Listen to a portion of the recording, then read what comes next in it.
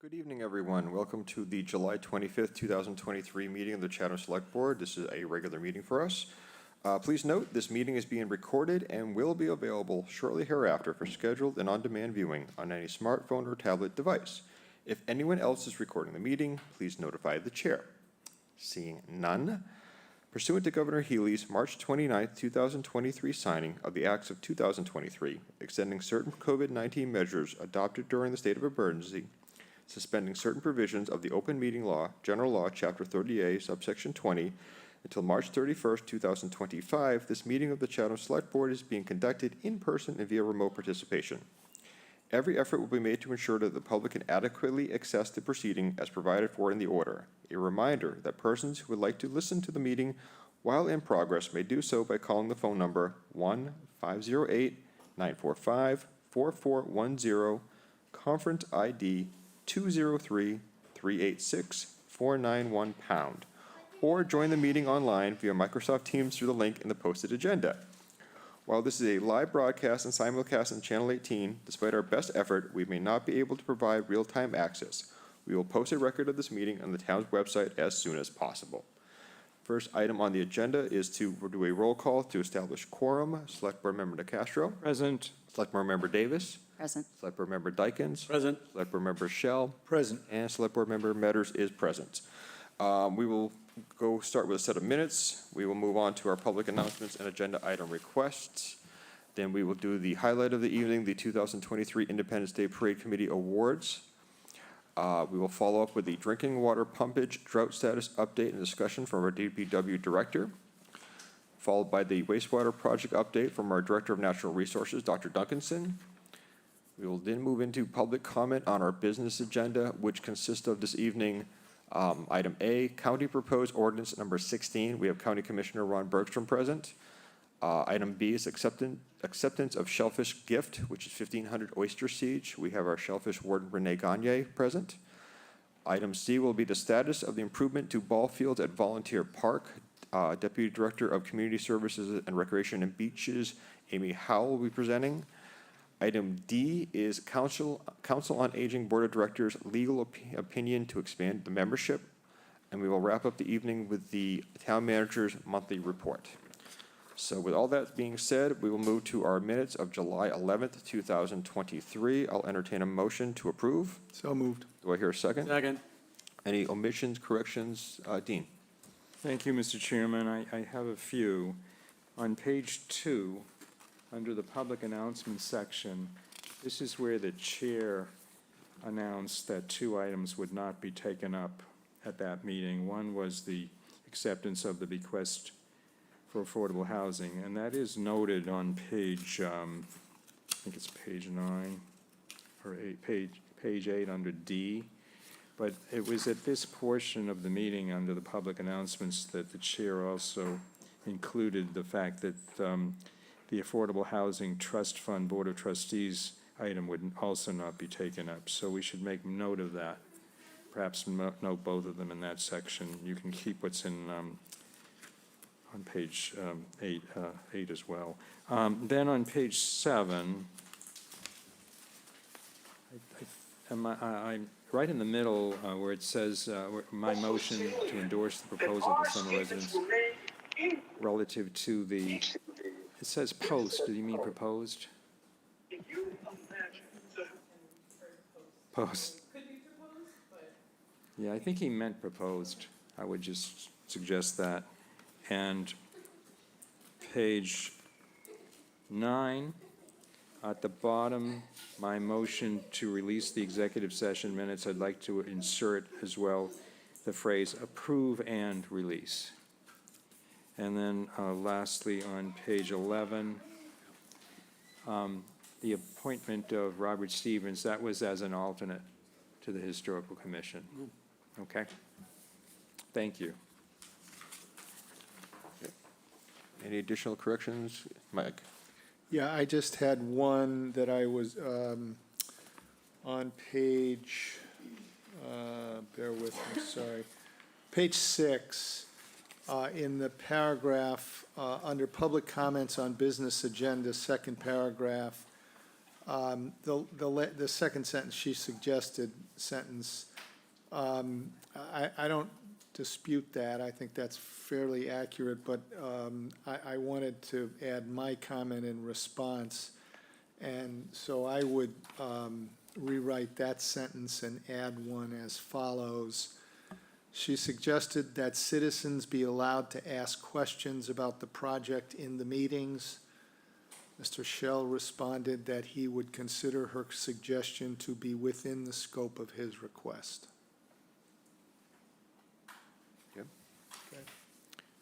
Additional corrections, comments? Nope, all right. Can I just Yes, please. offer a comment? As I recall, she wanted to pose questions prior to the meetings. Is that what you mean?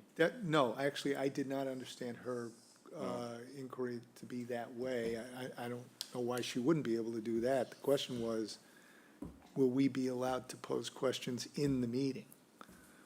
Okay, I thought she said prior to, but I could be corrected on that. Whatever, it's not.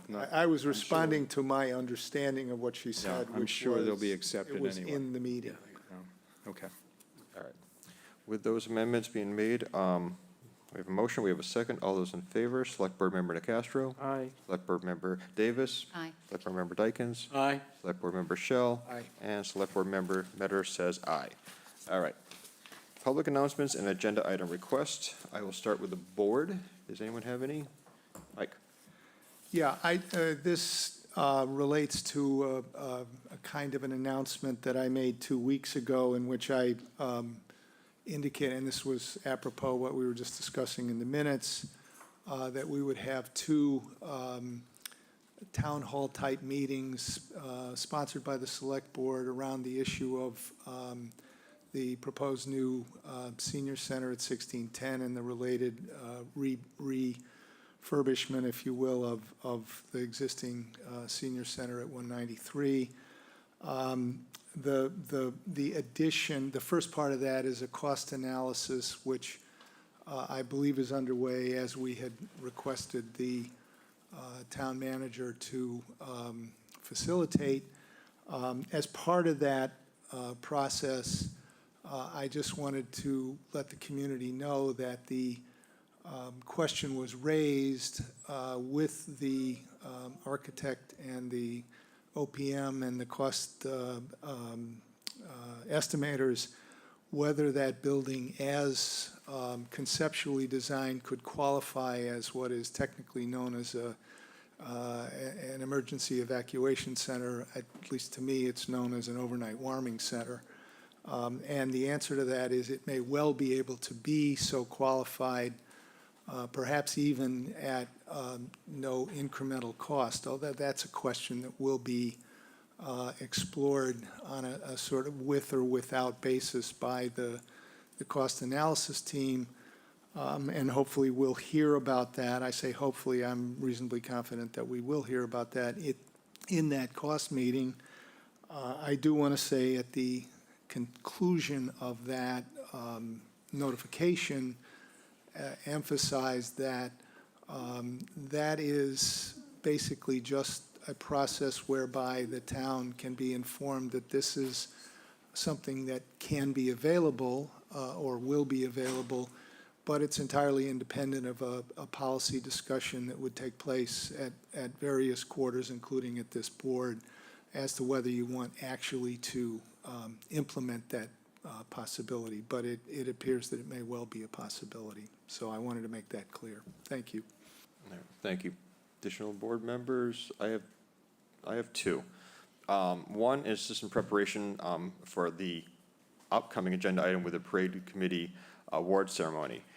As many of you know, the chair and another member of the committee, they have a 5-member committee, but 2 of the members will be stepping down effective, actually, as of tonight.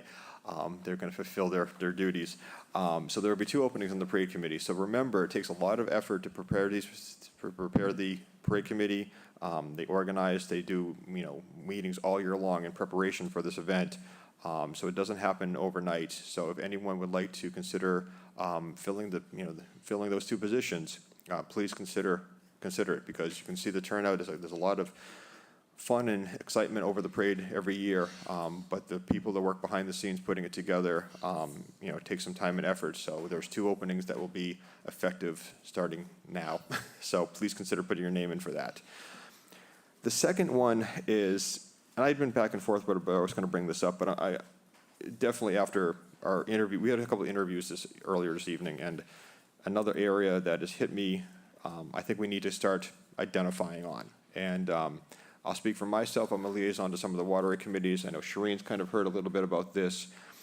We're getting a lot of input on waterway access to the committees, and it's going to eventually trickle up to us. I think it should be starting with us and trickling it back to them. As policymakers, I think we need to kind of identify what's going on. It's not going to be a one meeting, one and done conversation. It's going to be multi-pronged.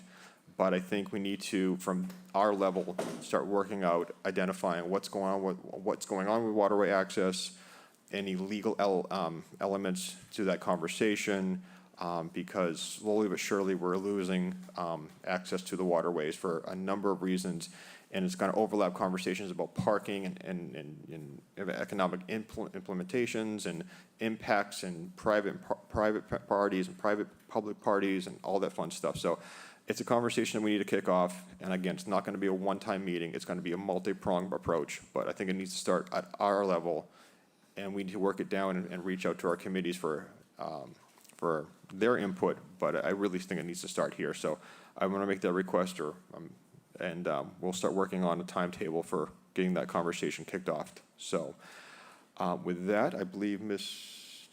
Goldstein has an announcement.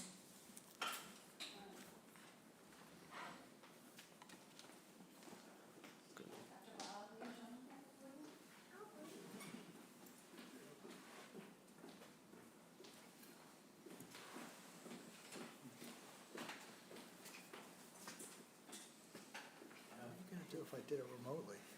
You weren't going to do it remotely. Oh. So as the board members know in our community, today's a bittersweet day for us. It's the retirement of Dr. Bob Duncanson after almost 36 years of service with the town of Chatham. And this is his last select board meeting as an active employee, but we'll be seeing more of him as he enters into his retirement phase. So with that, I have 2 things I'd like to provide to you, Dr. Bob, on behalf of the Select Board. First is a certificate of appreciation, and it reads, the Town of Chatham presents a certificate of appreciation to Dr. Robert Duncanson for your 37 years of services to the citizens of Chatham. Congratulations on your retirement, August 4th, 2023, signed by me as the town manager and Corey Metters as the chair of the Select Board.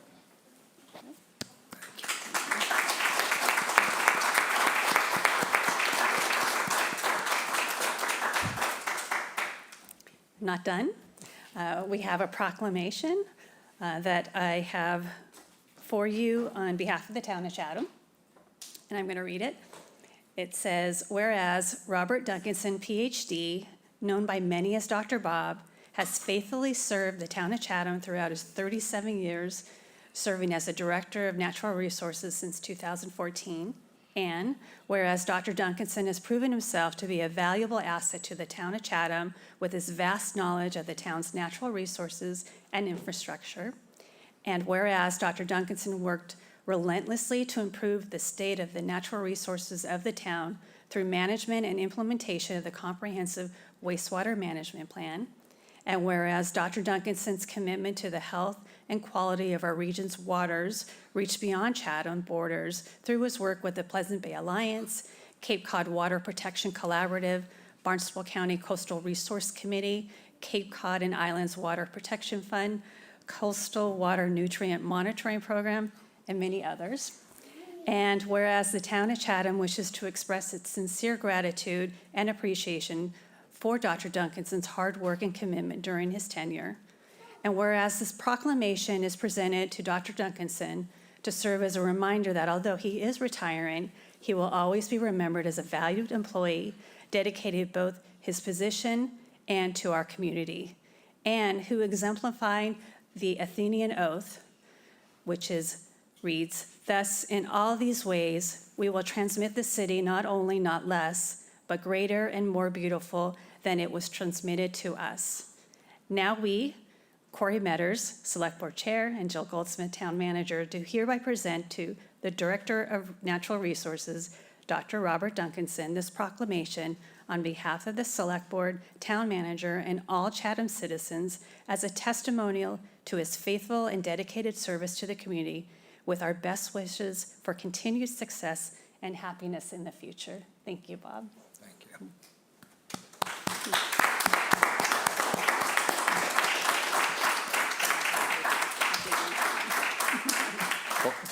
Don't go away yet, don't go No, away. Dr. Bob. So I feel like I've known you forever, as a citizen first, and then as a select board member. And I just want to say, from houses following in to Barrier Beaches and everything in between that and COVID, I thank you for your support of the citizenry of the town of Chatham and appreciate your work you've done for us. So thank you. Thank you. Dean? Thank you, Corey. Bob, I just can't say enough about your service to the town. I think, I said it, I think here recently, you're a first-rate public servant.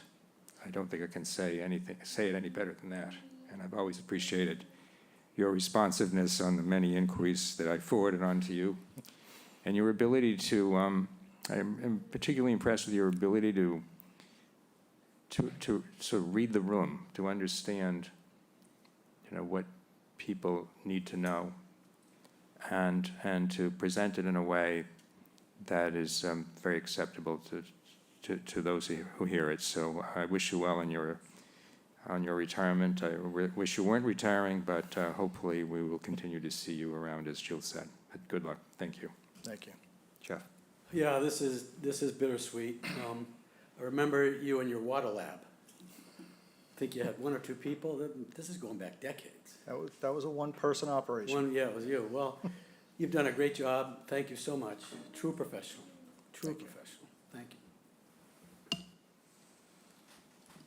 So there really hasn't been time for me to get to know you the way my colleagues have. It's been on my agenda, and unfortunately, you got away from me, but I do want to say that I have had the opportunity to observe you from a distance. You are a world-class administrator. You are a world-class guardian of everything that you are charged with being responsible for, and I want to thank you very much for that. Thank you. I mean, I grew up here. You've been a face, for forever. High school, town meetings, there's a lot of memories. And we've worked with various committees that I've been liaison to. We overlap a lot on those things, and, you've always been very receptive to me reaching out to you with questions and comments and working through different items in town. So, it is bittersweet is probably the best term. Very sad to see you go. I know we're going to try our best to fill those shoes, but there's shoes you're just not going to be able to fill. And I thank you very much for your service you put into this town, and I wish you the best of retirement. Turn your phone off for a while. Thank you. It's been an absolute pleasure and honor to work for the citizens of Chatham, the board, and now I think my fourth or fifth town manager. It's really been an honor and privilege to work here for Chatham. This community is well-versed in the environment and protection, and all I've done is help them just continue to foster that for the future generations that we all hope will be here. So thank you very much. Appreciate it. Thank you. Thank you. Thank you. Just one more note for Dr. Bob. We're looking to do a community celebration open house on Thursday, August 3rd, from 3 to 5 p.m. here at the Annex. News to you. He's available, we checked. So we'll put out an announcement. I just wanted to stick it out there for today, and so thank you, Bob, for your service. You're welcome. Thank you. All right, thank you. All right, we're still working on public announcements and agenda item requests. I'm going to open it up to the public who are present this evening. Does anyone have any public announcements or agenda item requests? None. I will now opening up to the online audience. Are there any public announcements or agenda item requests? I don't see any hands up. No hands up, all right. So, moving on to probably, I think, what's the highlight of the evening, 2023 Independence Day Parade Awards. I will ask the Chair, Justin Bohannon, to step up and take over the mic.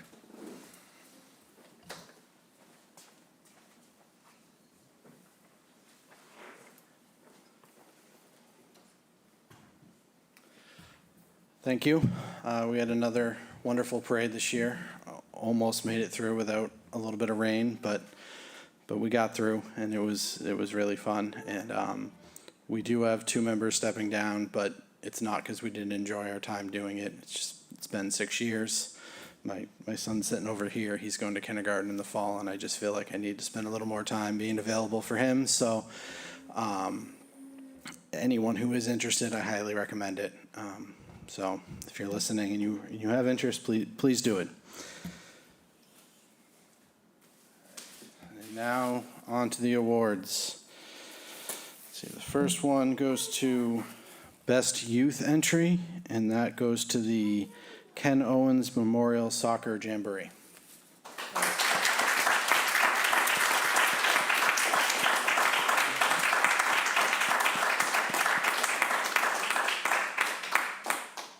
Thank you very much. I had 2 young gentlemen here. They needed to go swimming. Thank you very much.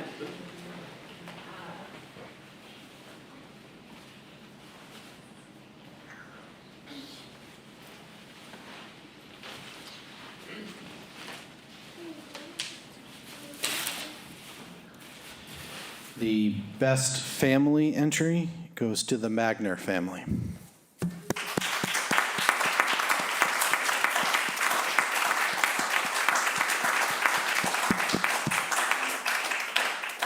Thanks, buddy. We're gonna miss you, huh?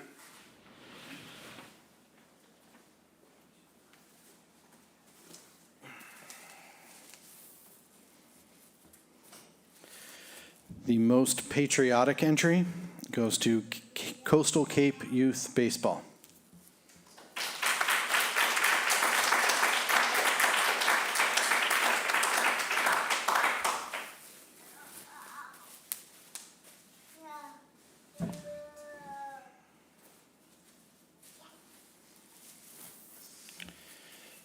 Best Civic Entry goes to the Chatham Historical Society.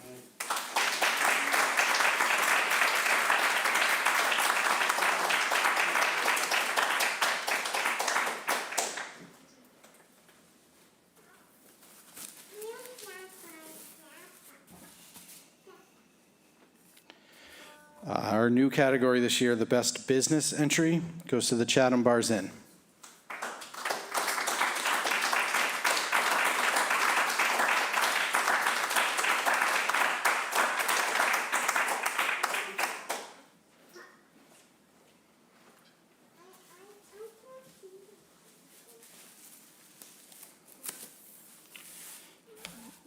And the funniest entry goes to the Chatham Orpheum.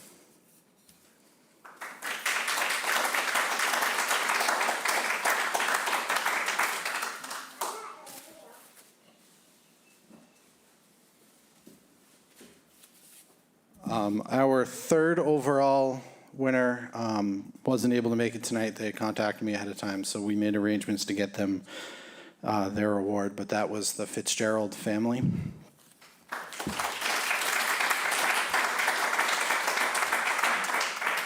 Overall second place went to Mahi Gold.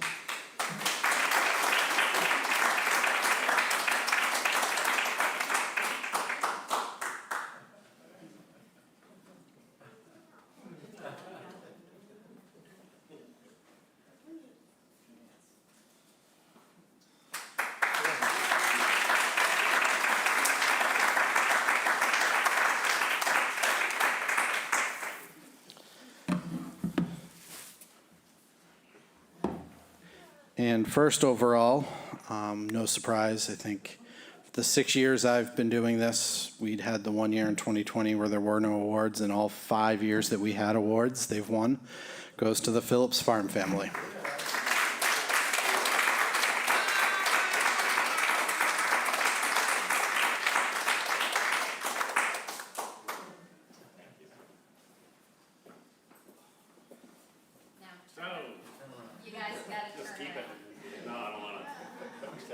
Guys, turn around. Turn around. Craig. Big smile. All right, that's perfect.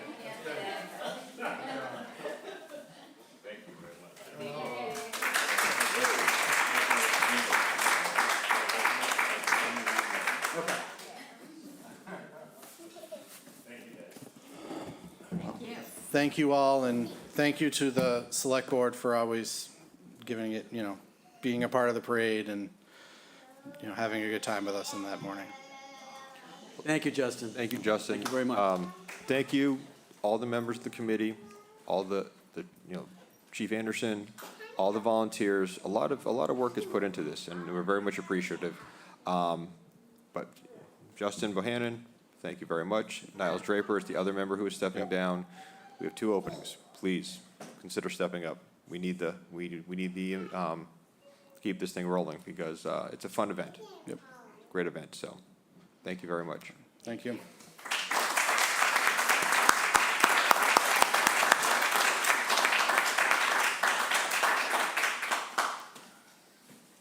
All right. Now we are going to move on to our drinking water pumpage drought status update and discussion. We have our DPW director. Let's have a moment for the room to kind of clear out.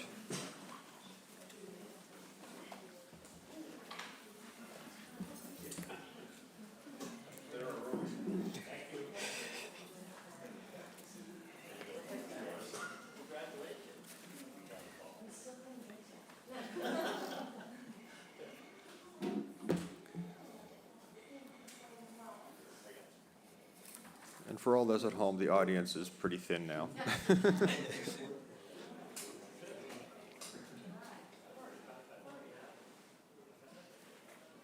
All right, Rob, go ahead. Thank you. I've never been able to clear a room that easily before, so. So as you see in your agenda packet, just the biweekly update, July 14th, all regions across Massachusetts were removed from drought status, so we're all at level 0 currently. State Energy and Environmental Affairs Office still encouraging residents to be mindful of water usage and encourage conservation throughout the summer.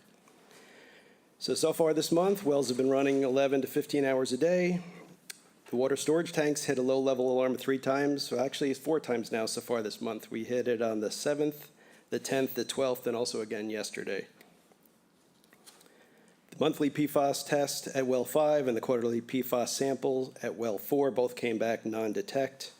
We also took a raw water sample at well 5. That result came back. It was 12.7 parts per trillion, which is still lower than the state limit of 20 parts per trillion. But of course, with EPA pending legislation of 4 parts per trillion, that would be higher. So our treatment at wells 5 and 8 should put us below that limit, and it should be non-detect once they're completed. Water staff did have an emergency containment at well 5. A gasket blew. The well house was flooded, and a motor pump went. We were able to replace that rather quickly. We had the pump in stock. We replaced it, and well 5 was not running on the 12th, and that's likely why we hit the low water level on that day. If we continue on the pumping comparison, it's interesting that we have pumped 5.5 million gallons less than last July. I'm not really sure why that is, and we actually ran the numbers again currently, and we're more like 10 million gallons less than last July. So if anybody wants to ask the question, I don't have an answer, but it's an interesting situation we're in. And continuing on, we could see the comparison month to month from July last year, and then on the last page is just the 5-year comparison. At the bottom, we did note the well status, so you can see which wells were offline at the time. The most severe year, I guess, would be July 2021, when both wells 4 and 5 are offline. But you can see what our current pumpage is, and we're still lower in hours as compared to date. So some interesting facts to ponder, and I'm happy to answer any questions. All right, questions or comments from the board? Mike? I thought you were going to go to Jeff, sorry, that's right. Well, the obvious question, the one question that really does occur to me, and there's probably a simple answer, but with such lower pumpage and fewer hours, the number of storage alarms seems a little bit counterintuitive. Is there a reason for that, or what do you have to say about that, if anything? Again, it seems like it's always either on a Monday, a Wednesday, or a Friday, pretty consistently. It's really hard to say. I mean, our pumps work hard to get the tanks filled again, so they're not pumping longer periods, but it's that initial drawdown, presumably from irrigation systems, that makes them work the hardest. One other thing that occurred to me, I'm not interested in how much it costs, but I'm interested in the size of the pump or the significance of the pump that failed. Can you tell me ballpark what the new one is, what the cost of a new one is? So we did have one in stock. Yeah, We're that- buying a replacement. I don't have a good cost for you yet. I think it was a 40 horsepower pump. So substantial in size. I'd say probably in the $7,000 to $10,000 range. Okay, thank you. It didn't blow out because of the flood. It was in kind of an unrelated situation, though. Okay, thank you. Jeff? I have a very scientific approach to why the pumpage is less for the first 15 days at least. We were moister. It was murky. It was gray. It wasn't sunny like the last couple of days. So I honestly think that has something to do with it. I think demand is like, you're not going to water so much. Everything's moist. You don't have to water flowers, blah, blah, blah. So anyway, and then, at some point, maybe we can put a rainfall moisture percentage or whatever. I mean, I think it'd be nice to have that kind of to correlate or not. But that's my unscientific opinion, and I'm going to stick by it. Thank you. I like this data a lot. It's really useful. Thank you. Okay, Srini, have a comment? Nope, Gene? Yeah, thank you. Thank you, Rob. I just wanted to ask, what steps are we taking to continue to encourage the public to conserve voluntarily? Do we have postings? I know the electronic signs have been used elsewise. Right, so we have put it on the town's website. We have not put it out on signage yet. We wanted to get the board's appetite if we wanted to put signage out around town. We have signage from previous years that we could deploy. Yeah, except I think they use the word restrictions, don't they? No, I think it doesn't say a restriction. It's like a voluntary conservation or something like that. Conservation. I don't know how others feel, but I'd be inclined to put those out there. It's good citizenship to do that. I agree. Can't hurt. I think it just keeps it in people's minds. I don't have an issue with that. Okay. Okay. Do you want to make that into a motion, or? I mean, Do we need to, Jill? Should we? You want a motion? I think we hear the consensus Right. of the board, yeah, so we'll get right on that. all right. The only question I have, I mean, clearly a low-level alarm means the water level is low, but what exactly does that translate to? What kind of, I mean, when it starts dipping, less water pressure for major fire event? I mean, what exactly does that translate to? So the low-level alarm is set at 90 feet. I believe it's really critical when it gets down in the 75-foot range. That's where fire suppression systems would be struggling. A low-level alarm we had yesterday, I think it got down to about 79 feet, which is the lowest we've seen this year. Oh, Todd, though. All right. We're not in that critical stage, but it's alarming. All right. Any additional questions or comments from the board? Any questions from the audience? Anyone online wish to ask a question or have a comment? Seeing none, I guess we're good. Okay, thank you very much. See you next meeting. All right, moving on. Wastewater project update. We have our Natural Resource Director, Bob Duncanson, and his final meeting, official meeting. Thank you. Thank you. I've been asked to kind of give as I'm heading out the door, I've been kind of asked to, I've been asked to give an update on the wastewater project, as well as address a couple of other comments or questions that have come into the town recently. So I thought the easiest way to do that, should give me a second here, and let me pull everything up.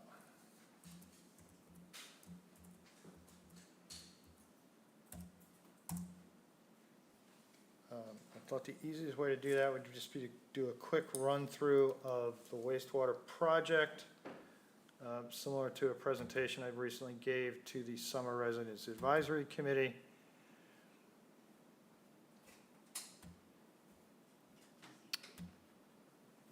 So, just quickly, this is the comprehensive wastewater management plan as it stands today. You can ignore those kind of lighter areas. Those are conservation areas, because we had some questions from the public over time about, well, why aren't you sewering this particular area or this section of street? And so we put those on there so people understand why sewers aren't brought to certain particular locations. The area in that kind of pumpkin-colored orange, that is the original sewer system from 1969, 1970, primarily the downtown area. And as you've heard me talk before, I have never been able to figure out why the original 1966 sewer plan was to sewer the entire town of Chatham, which would have been great because that was back in the decades when EPA was paying 90 cents on the dollar. I've never been able to figure out, in spite of trying my hardest to figure out why the town never went beyond what was phase one at the time, which was the immediate downtown area. I looked through old Chronicle editions and stuff at the library and could never find a good explanation for it. Unfortunately, it just means it's more expensive to do now than it was back then. And then since that time, as the board is well aware, we've extended the sewer system along Route 28. That was part of phase one. We also expanded on George Ryder Road and Barn Hill Road. Those are the kind of light tan areas. And then we also built the upgraded wastewater treatment plant. And all that was completed by 2012. And then since that time, we've been expanding out further into the neighborhoods now that we kind of had that backbone along Route 28. We've been concentrating on areas primarily south of Route 28 because that's our embayments that are in most trouble. The embayments where we have TMDLs from the state and EPA for total nitrogen. And then a number of years ago, we had a conversation with the Cape Cod Commission and some folks from the state that said, you know, it'd be really interesting if some community, and at the time we were really the only ones that were doing this, could sewer an entire watershed to one of these negatively impacted embayments so we can really track the positive improvement, as opposed to, you know, kind of doing piecemeal all over town and never completing one particular area.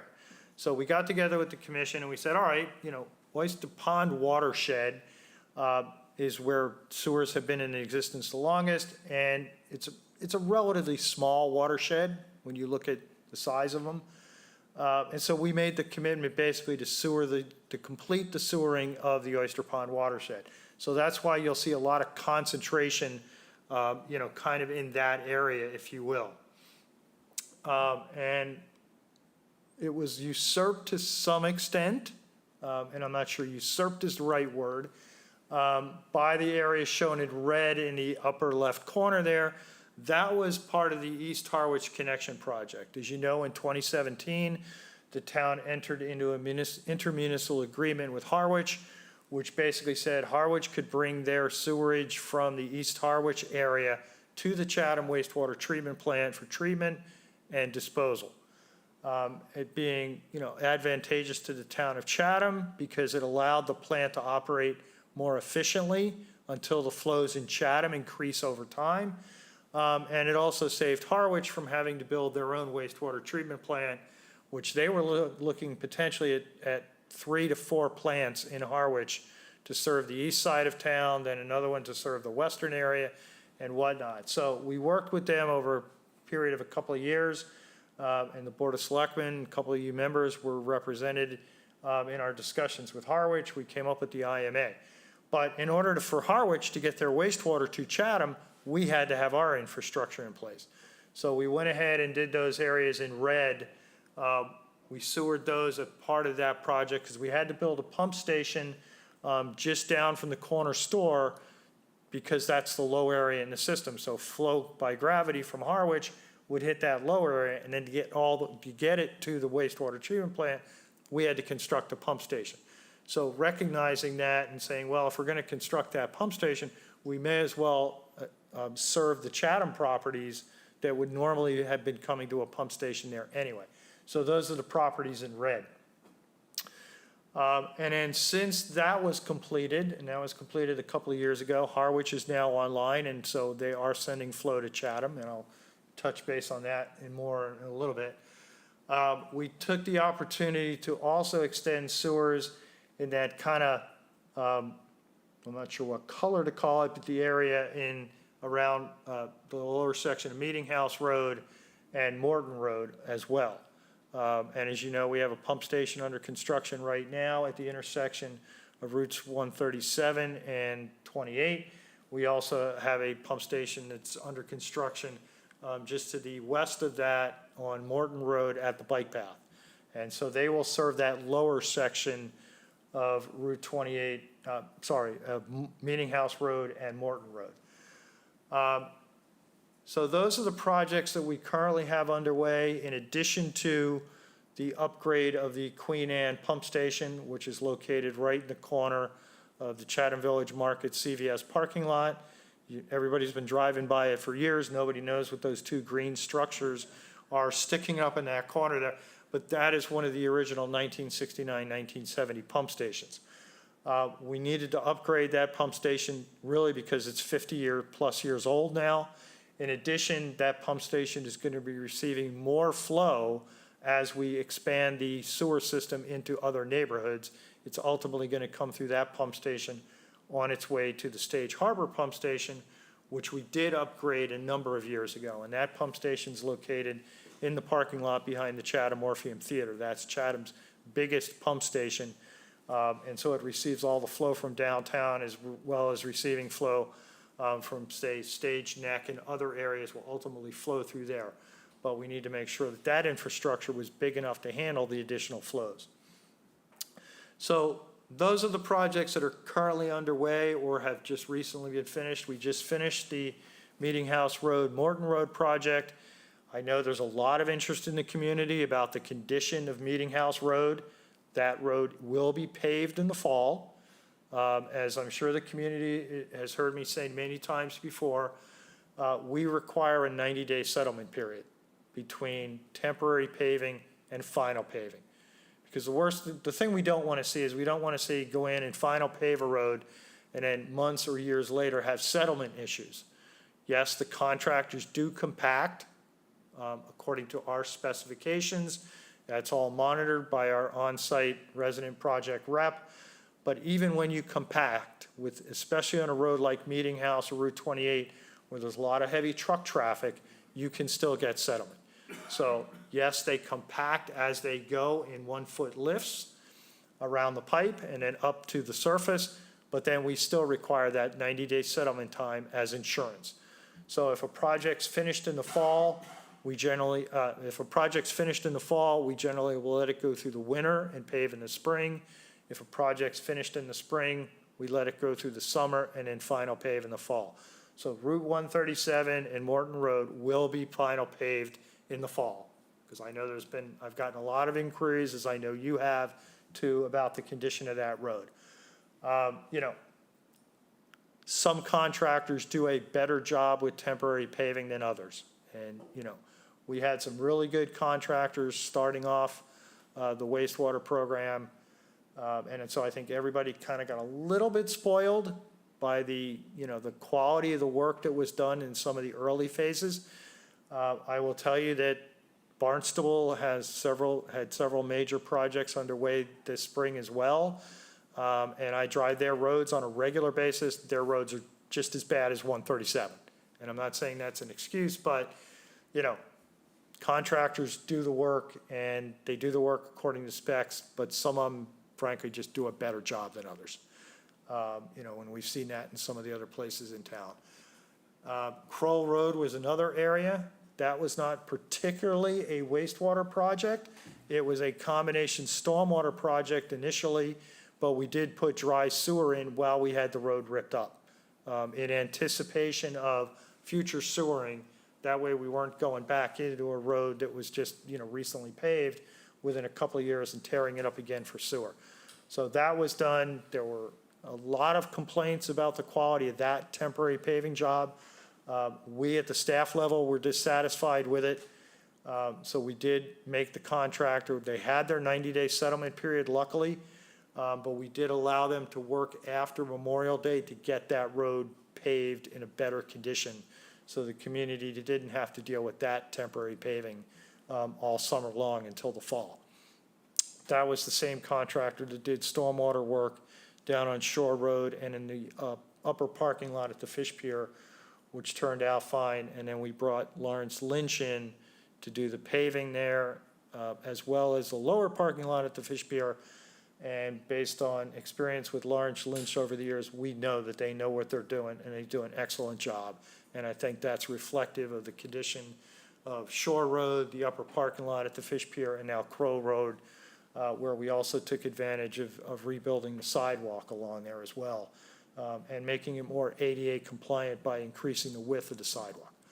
So that's kind of where we stand on the projects that have been completed up till now. Other projects that we currently are finalizing that will be going out to bid later this summer are what we call Phase 1C5, which is the bright green area there to the north of Oyster Pond. I don't know if you can see, yeah, you can't see my cursor, unfortunately. And what we're doing there is that bright green area. Right next to that, that big kind of open light blue area, that is the Oyster Pond condominiums. They have a sewer connection that we put in for them out on Route 28. But in conversations with them, they were very concerned about the cost and feasibility of connecting to Route 28. Because their septic system is behind the condos on the water side as opposed to the Route 28 side. And they have a depression as you go between them and Route 28. So they approached me, we had a conversation. I said, well, one of the things we could think about is if you're willing to put a pump station on your property, we could potentially you could tie into that, and we'd put it in the back of the building on the water side. And that would also allow us to connect that neighborhood in green there, potentially by gravity as opposed to low pressure sewer. Because originally that entire area in green, about 3/4 of that was going to be on low pressure sewer, which means every property had to have a grinder pump. And as I'm sure you've heard from members of the community, not everybody is thrilled by grinder pumps for various reasons. They are a good technology, they work very well, but it is an added expense that a property owner in gravity sewer does not have. So, we've heard loud and clear from the community, and, one of the premises of the comprehensive wastewater management plan from day one was try to put as many properties on gravity sewer as feasible. But there are some neighborhoods where just topography works against you. And we weren't able to site a pump station in that light green neighborhood because there was no town property there, and topography was just working against us. So bottom line is, just yesterday I recorded an easement that we had been granted by the Oyster Pond Condominium Association. So we will be putting a pump station on their property, which will allow us to serve most of those properties in the light green area by gravity sewer. There will still be a couple that will have to be on grinder pumps because, the house is set down low to the road or whatever reason. But a large majority of those properties will be served by gravity. The other part of Phase 1C5 that we were working on is the area in light green on Cedar Street. And so the area to the west of the west end of Cedar Street, if you will. We were working very diligently on that one. We identified a location for a pump station. It was going to be on private property. It's frankly the best location and the only location in that area. But we were not able to come to agreement with the property owner on the pump station. And because these properties these projects are being funded with SRF funding that we've had for a number of years. The state was kind of breathing down the back of our neck saying, hey, guys, you've got to get these projects either constructed or we're going to rescind the SRF and you'd have to reapply. So what we ended up doing was moving ahead with the area on the north side of Oyster Pond, and we pulled the south side area out of the current project because originally the SRF deadline was June 30th, which is standard every year. You have to get your projects out to bid by June 30th. But in late April, early May, the state said to us, oh, and by the way, you also need this new permit from the state and from FEMA. And we were like, what do you mean, what new permit? They hadn't told the town or our engineers about this new permit requirement. So we went back to the state and said, well, if we're required to get this new permit, we can't meet a June 30th deadline. So the state did grant us an extension until September 30th to get these projects out to bid. So with that, and now the easement being resolved with the Oyster Pond condos, we're going to be able to get that project out to bid, but we don't have time to finish the one on the south side. So we basically pulled that out of the program temporarily. And then there will be more discussions about whether, basically the remaining option there is to either try to find another pump station location. There are 2 other sites there, but they have significant issues, topography, wetlands, they're heavily treed and whatnot. So that's why the other location was flat. It was already, there was only 1 or 2 very small trees there. We were in the wetland buffer zone, but we were not in the wetland itself, where the other 2 pump stations would potentially be. The only other option there is to put that entire neighborhood on grinder pumps and put it on low pressure sewer. Not the best situation, obviously. A number of the houses there would have had grinder pumps anyway because they're those long lots that front right on Oyster Pond. But I think there will be more discussion about that area in particular once we are able to kind of step back and have that conversation with the Water and Sewer Advisory Committee and potentially, you folks about that particular area and what should be done.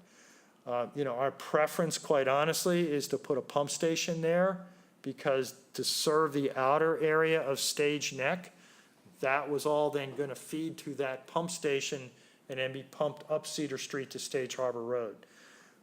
If we don't put a pump station there and we put the green area on low pressure sewer, that means probably a lot of the other areas on Stage Neck will end up on low pressure sewer, and we'll have to pump them all the way down to the east end of Cedar Street. So, it's complicated from an engineering perspective, as well as, public policy perspective, if you will. And then the other areas that we are looking at or beginning to work on are the areas in purple, off Route 137 and Morton Road. Originally, that was all going to be one contract, both Route 137, Morton Road, as well as those sub streets like Stage Neck and Commerce Park and all. But those neighborhoods all require individual pump stations, and trying to get those all pulled together and meet the original timeline that we had for the Harwich interconnection just wouldn't have worked. So we basically broke that entire area. It was originally going to be 1D1. We broke it up. It was originally going to be 1D. We broke it up into 1D, 1A, 1D, 2A, and now we're going to probably break it up further to serve some of those offshoot neighborhoods as we work on getting pump station siting. Again, a couple of those neighborhoods like Holly Drive North and South, there is no town property. There's no vacant parcels to put pump stations on. So, we're potentially looking at easements on private property, which, they're always more difficult. Our first preference is always to put pump stations on town property for obvious reasons. It's much easier, more cost effective.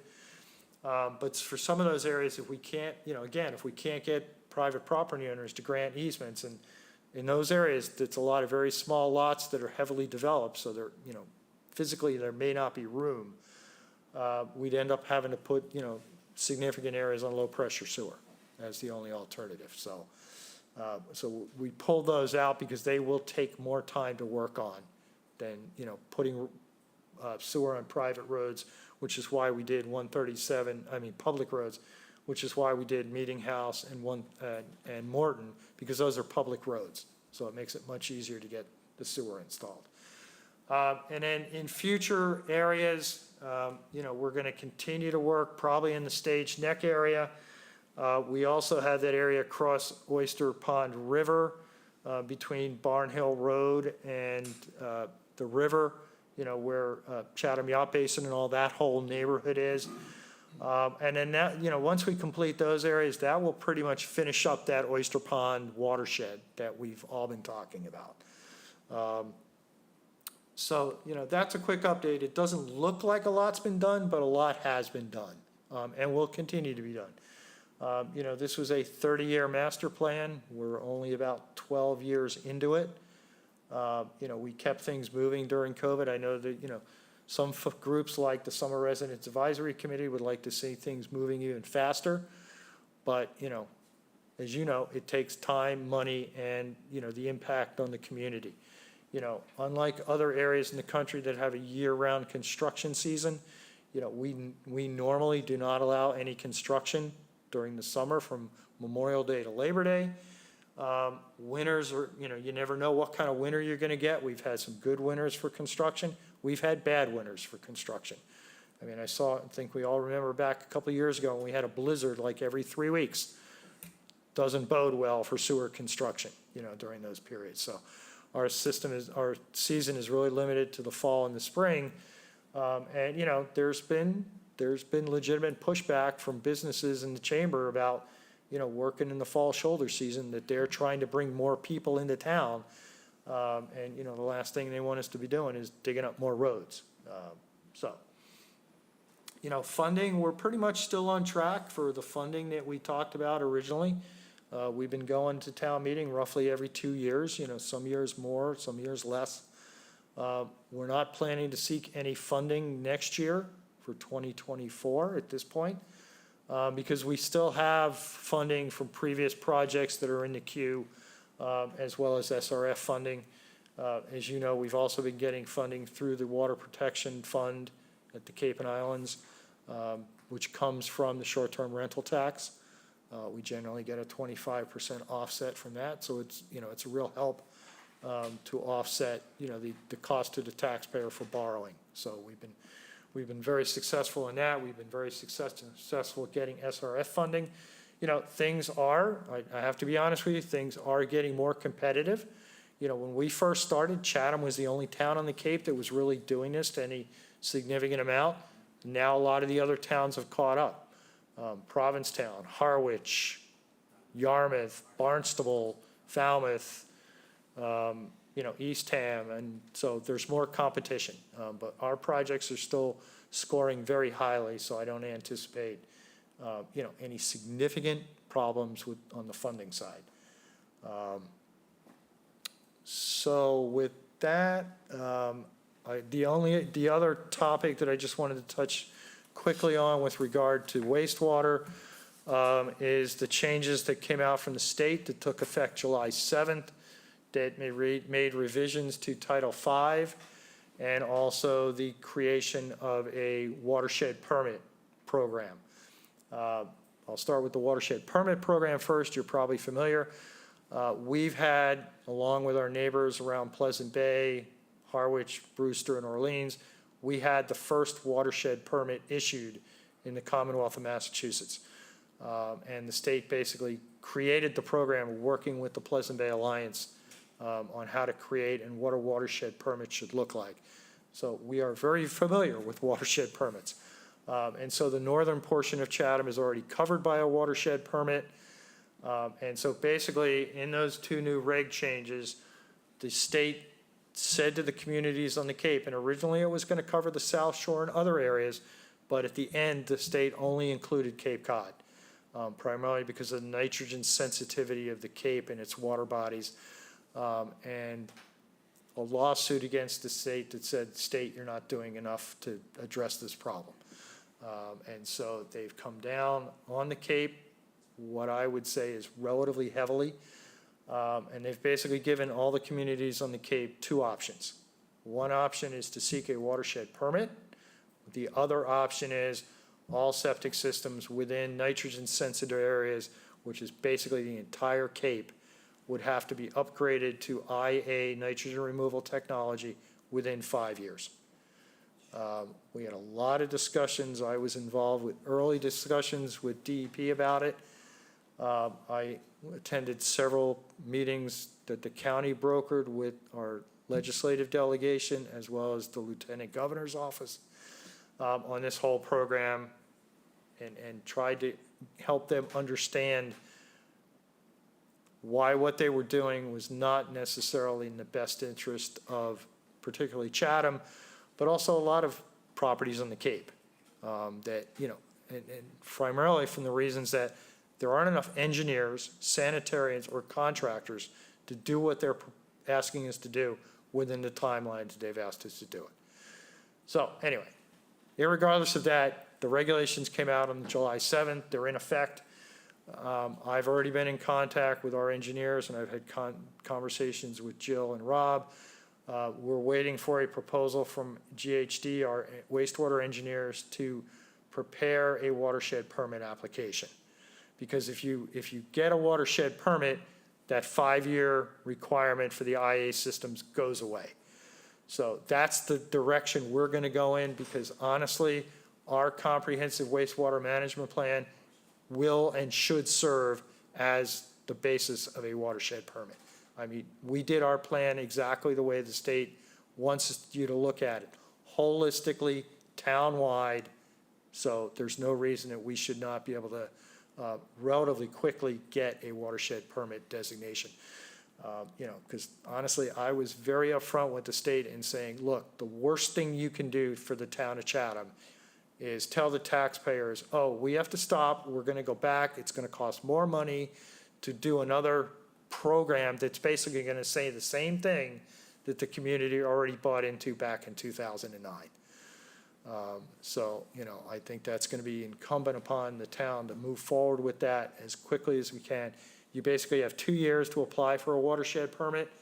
My expectation is we will do it much more quickly than that. I'd like to see our application, you know, into the state by the end of the year, because I think we've got all the information available to us. It's already in the CWMP and all the tables and figures and everything else. We have a 10-year track record, $150 million track record of expenditures to deal with the wastewater side of things. So, you know, if the state comes back and says, well, that's not good enough, I think this community really needs to rattle the cages of everybody involved to, you know, really make the case that that's not true for Chatham. Jeff, then Shereen. Dr. Bob, that was extremely helpful. I find it fascinating, to be honest with you. And thanks to your leadership, I think Chatham is in the vanguard of wastewater and wastewater treatment on the Cape. And, you know, you've had a lot to do with that, so thank you once again. I do have some specific questions. If we ask for detail on one of those sections, if you will, do we have the same type of approach with the main and then all the tendrils and all the connections going off for each lot in a different section? If I asked you for, you know, what are you doing in downtown, or, you know, Barn Hill Road, we have schematics of where we're all tied in, who could tie in, who hasn't tied in, and, you know, who's applied, et cetera, et cetera? Is there, Yes, we have, okay. yeah, we created a number of years ago when we first started this. Yep. And it's a dichotomy, and that's by state statute. Only the Board of Health has the authority to issue sewer connection orders. Doesn't rest with you as water and sewer commissioners, doesn't rest with DPW, that rests with the Board of Health.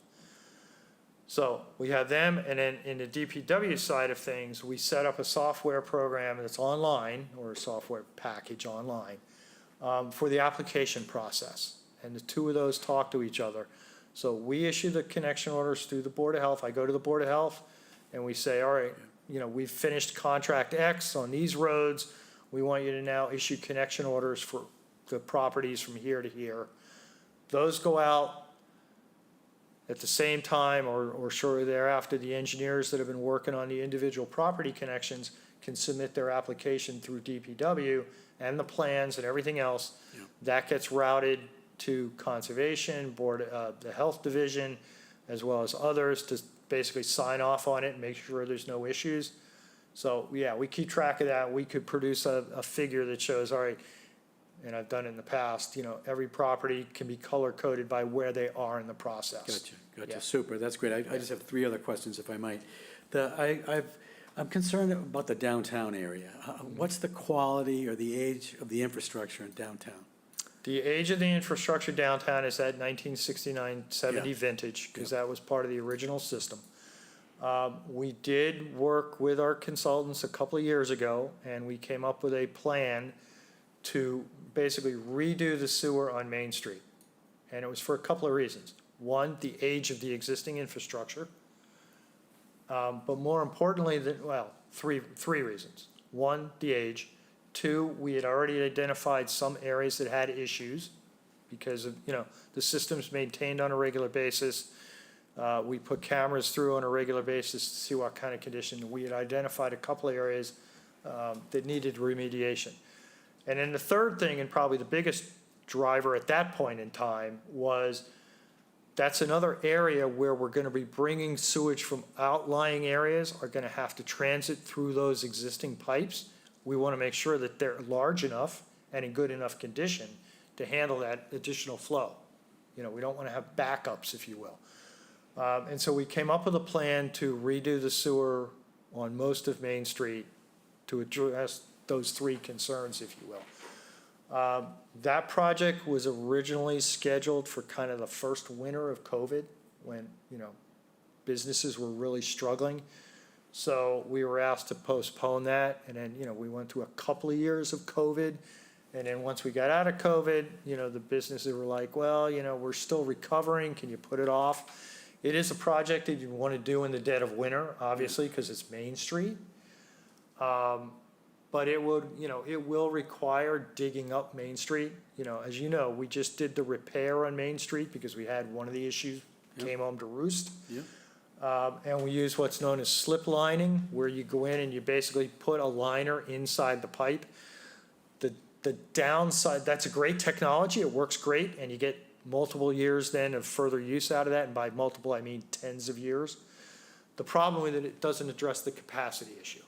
It actually makes the pipe a little bit smaller. So if you've got a pipe where you're going to be bringing more flow into it, making it smaller is not a good thing.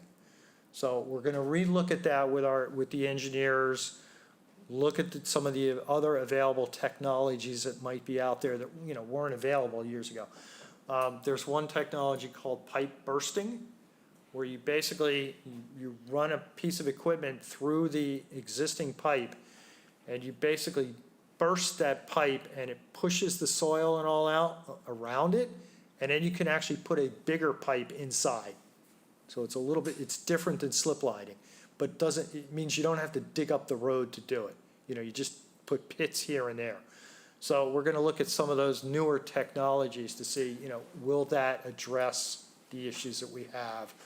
Or does it just come down to best solution, you know, from an engineering point of view and longevity point of view, is open trench, you know, not necessarily the best for other things, but, you know, and there's other work that needs to be done on Main Street. As part of that project, we were doing stormwater improvements, because Main Street is really the last segment of the stormwater that drains to Oyster Pond that has not been addressed, including the town parking lot. So that was all part of that bigger Main Street project that really just kind of is ready to go, just kind of needs to be scheduled, you know, an agreement with chamber and businesses that, hey, you know, we're going to have to be closing Main Street for some period, or, you know, whatever. Yeah. Again, a winter project. Dealing with the stormwater would help Oyster Pond as well, I think. Yeah. Just a couple more, I'm sorry, but Zero Meeting House, we should be all set there when we go to develop Zero Meeting House? Sorry, I missed the first part of the question. When we go to develop Zero Meeting House? Yes. For affordable attainable? Yes. So we're all set there for sewer? Yeah, we looked at that because we knew that that the town might be considering that project, so we had our engineers take a look at it. And yes, we can accommodate that with the sewer system and the pump station right next door. Super. And then just a question about the Harwich flow. You know, how's it flowing? How's it going? It's going really well. I mean, Harwich is in the same boat we are. You know, you issue connection orders, then people have a period of time to connect and whatnot. So they are, just like we are, they are making connections. The flow's been coming in, you know, it's been steadily rising, not dramatically, but it's Yeah. been steadily rising as more properties connect. The only problem we've had with it, and it's been a technical issue more than anything else, there was a flow meter put in, if you're familiar with where the veterinarian's office is, right there, right across from the corner store, basically, there's like a green structure with a couple of orange Yep. bollards right next to it. That is a flow meter that is supposed to meter the flow coming in from Harwich.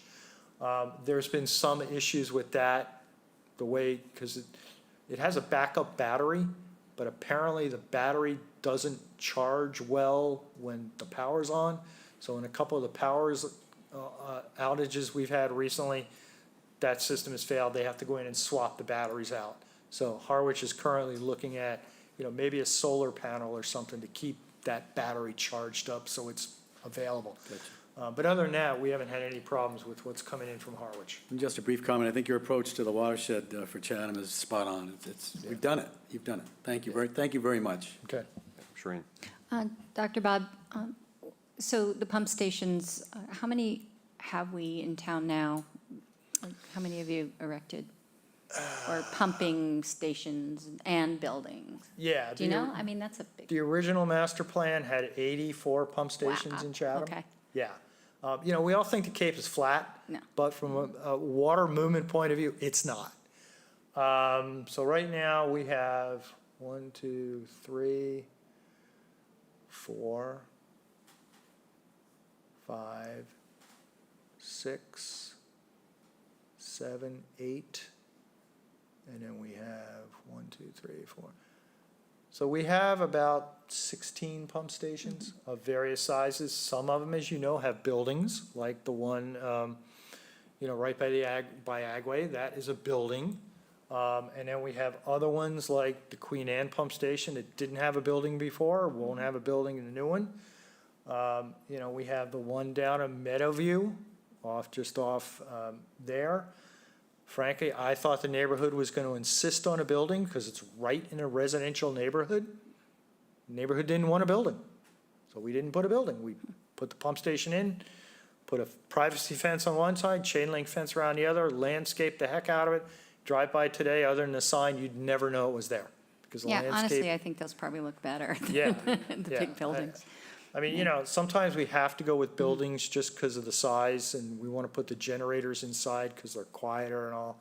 But in other areas, if we don't need to do a building, we don't necessarily do it, you know. When we give something, in some cases where it's on a private property or we get an easement, you know, we'll take their feedback into account, like Meadowview. I said, it's going to look like a one-car garage. We don't want it. We don't want a building. Okay. You know. So the wastewater funding that we get, you know, we've got all the towns now are, you know, scrambling to put their plans together and whatnot, and we're going to be in big competition. How do you think, do you think it's in good shape? I mean, I know we're working with the state. Dr. Bob was sitting in meetings with the Cape and Islands municipal leaders and with the county. Commissioner Forrest had put it together when I was the president, and we were able to really have some good discussions, and Dr. Bob lent a lot of expertise to the table, appreciated that. One of the things we are talking to and continuing having relationships, we sort of developed this, you know, relationship with the lieutenant governor, who really, it is not her bailiwick, but she has stepped up and said she's committed to understanding what we're trying to do on the Cape with water, you know, wastewater, because it impacts housing, and housing is one of her big things. So funding's going to be a huge thing. I mean, I was hearing billions is the number for wastewater for the Cape. Yeah, the original estimate from the Cape Cod Commission years ago to deal with wastewater in the Cape was $4 billion. You know, I think we all know with inflation, it's probably bigger than that now. You know, as we know, we now have the Cape and Islands Water Protection Fund available, which is great, and frankly, I think that's a good thing, because originally it was gonna be not Chatham, but Cape residents that footed a large portion of the bill, but we all know that visitors are a significant issue on the Cape. And so now they're paying part of their share through the short-term rental tax. We know right now there's a lot of federal money out there and coming into the state, primarily through the SRF. The days of the old EPA construction grants program where they made grants right to towns for wastewater projects, that's not coming back. The feds are gonna funnel all their money through the SRF program, because for them, it's much more efficient, so. When you mentioned FEMA permit, what was that all about? Is that because we're getting more federal funding, that FEMA stepped their nose in it, or what? No, it's because the existing Mill Pond pump station and also the new pump station that we're trying to build right behind the Harbor Master's Workshop are in the floodplain. Oh, I see, okay. So we have to comply with FEMA regulations, which means both of those buildings will be two-story, Okay. as opposed to the current, if you're familiar with the one at Mill Pond now, you can park right there, and there's a little concrete, retaining wall about 4 feet high, and then a couple of green structures above that. That all has to go away. We have to put a two-story building there, basically. And we're looking at a two-story building down behind the Harbor Master too, because we're in the floodplain. We try not to put wastewater pump stations in the floodplain for that very reason. But we were designing to the FEMA standards, but then they said, oh, there's this new permit as well. It's like, okay, so we've applied for that permit. One we've applied over a year ago for, and we haven't got it yet. Just, like everything else, between COVID and staff shortages, everything's taking longer than it ever did. Thank you, Bob. Thank you for your good work on this. Dean? Thank you, Corey. Thank you, Bob, for the presentation, enlightening as always. I just had two questions. One was a follow-up to what Jeff asked about the condition of the 1970 infrastructure. You talked about Main Street. What about the additional areas? I guess you would call them feeder lines? I don't know. The additional areas, like going up Kroll Road to the high school, they're not as old. They are connected to the original system, if you will, but they're not as old because they came along later. What about south of Main Street? The area south of Main Street, like Cross Street and all, that is part of the original system, but we haven't seen any major problems in there. Okay. It's probably, I hate to put it this way. Sometimes the biggest problem you have with wastewater systems is grease. So downtown, we have a few restaurants. Yeah. It doesn't help the situation. If we were only dealing with a residential neighborhood, it'd be different, but, Okay. It's a heavily used area, a number of restaurants, so that's why that's why you'll see us in there jetting those areas at least twice a year. Even though all the restaurants have grease traps, they're required, those are inspected on a monthly basis and pumped out either every month or, every couple of weeks. Grease is still a problem. The other question I had, in the town manager's monthly report, I think the number of connections to the sewer is, under the current program, is about 550 or so. Yeah. How many are in the, how many properties are connected from 1970? And I'm just trying to get a handle on the total number of sewer-connected properties we have. The original 1970, I want to say, was somewhere around 1,000 properties or 1,000 connections. Okay. Yeah. So that's about 1,500 already. Yeah, connected. but, you have to keep in mind too, it's not just the number of properties that have finished connecting, it also includes the number of properties that are in the process. Right. Because I've run those numbers both ways, because a couple of people said, well, since 2010, you've only connected 500 properties. Yeah, but there might be, there's like another 500 Right. at various stages in the process. Yeah, I was just So, focused yeah. on those actually connected. Yeah. I guess that's it. And thank you. The other thing that I just wanted to quickly touch base on, and this somewhat segues into the upcoming article for the belt filter press. If you remember, that was approved at town meeting, but there's going to be another article at the special town meeting to request additional funding. And I'm sure you guys already know this, but for the public, we do have the IMA with Harwich. Harwich is connected. The IMA went into effect in 2017, so it's already started. Harwich has made multiple payments. Their initial payment of $2.265 million.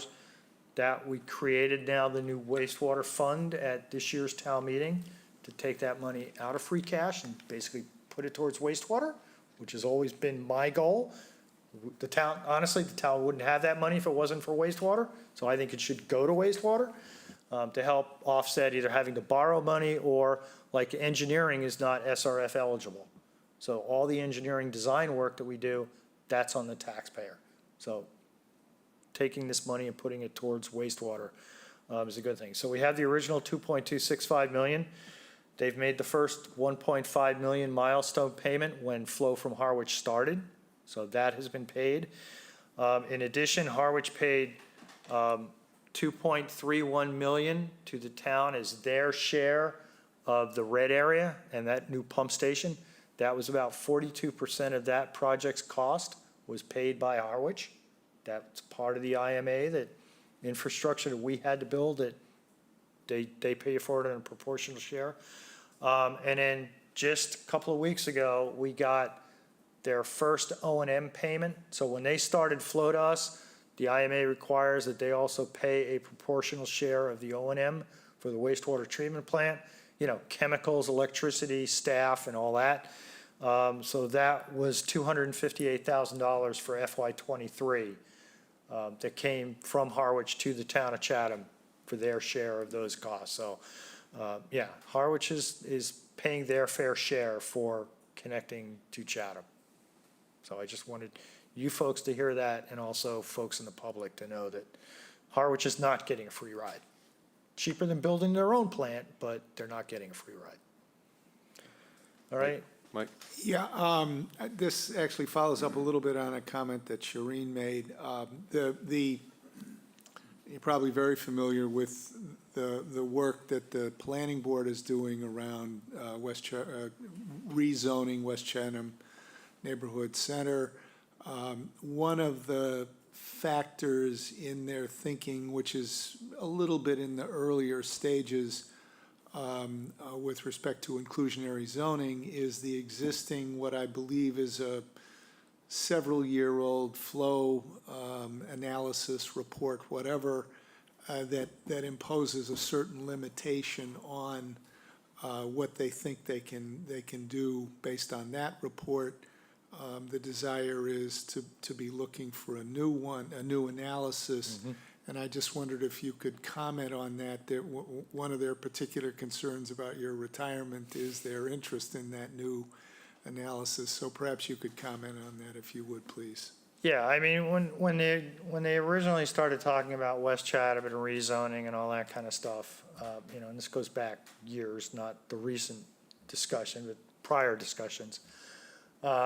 You know, we were asked to take a look at the infrastructure from that perspective to make sure that the infrastructure that we were designing and installing, or not we, but the town was designing and installing, could handle higher density, and it can.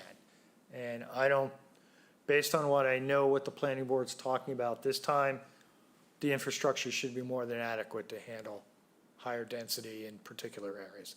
You know, same thing like with the Meeting House Road affordable housing, the affordable housing that's being proposed up on stepping stones. Yeah, the infrastructure should be more than adequate to handle that. That is a very comforting answer. I really appreciate it. Thank you.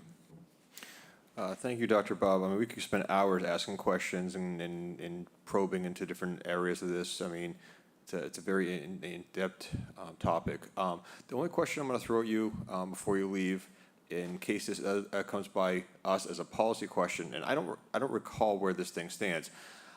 I remember several years ago, I want to say it was at a One Cape Summit, possibly, there was a thing called discussing about nitrogen credits and how different communities like Chatham, we're in a much better situation where communities that are not so well prepared could purchase nitrogen credits from this community.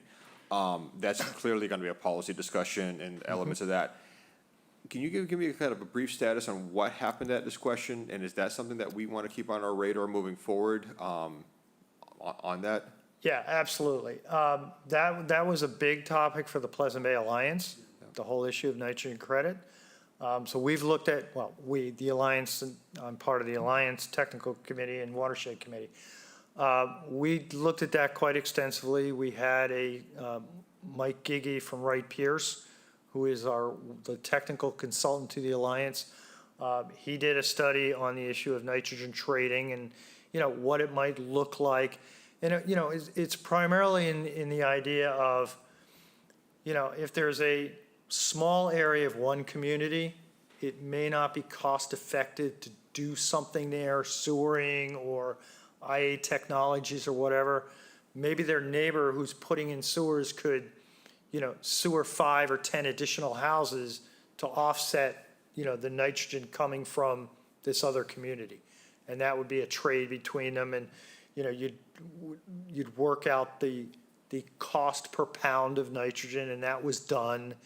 To say, all right, community A, you're going to pay, you're not going to have to build infrastructure, but you're going to pay community B, to kind of sewer a little bit more,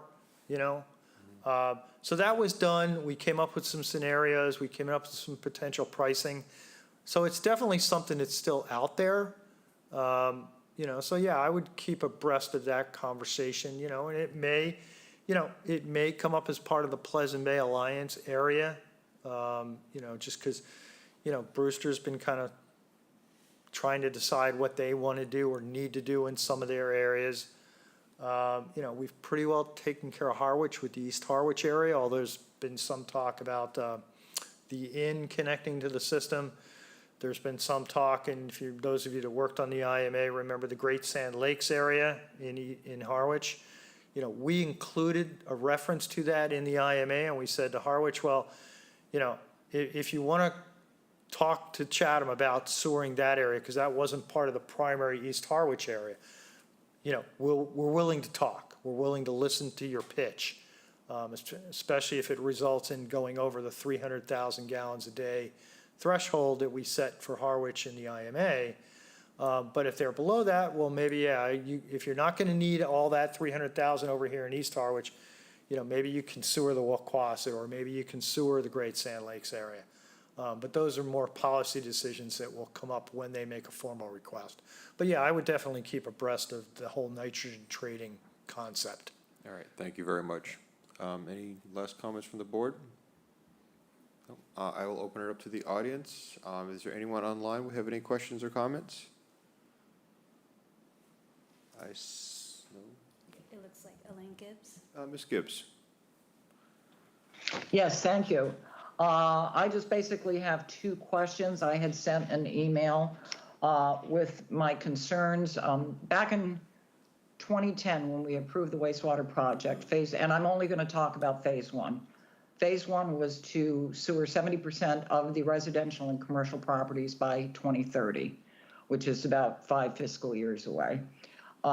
There were at the time assumed to be about 8,200 properties, so 70% was about 5,500 properties.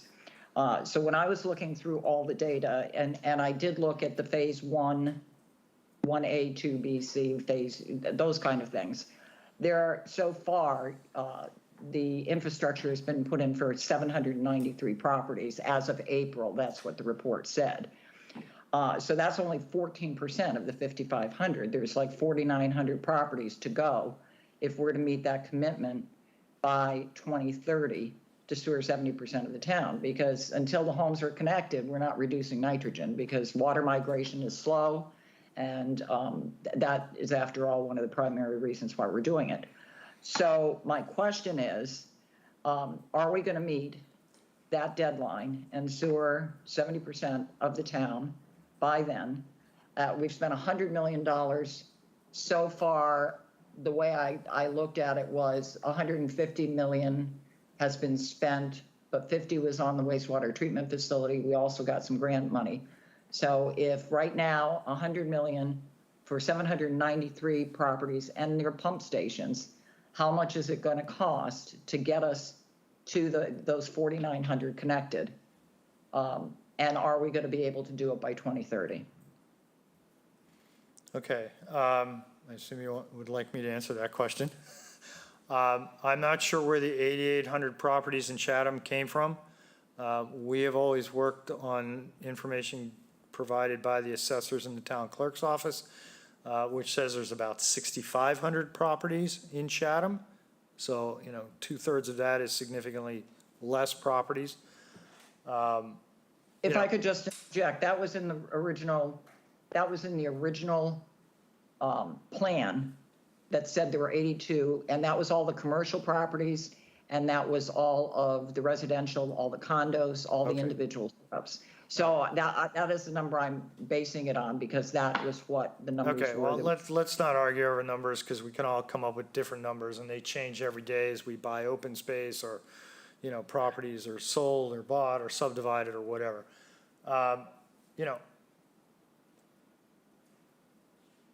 I think we're on track to meet the TMDL requirements at the end of phase one that we originally set out.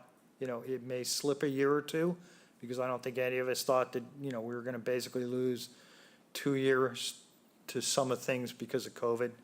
I know everybody's tired of hearing COVID as an excuse, but it did slow things down.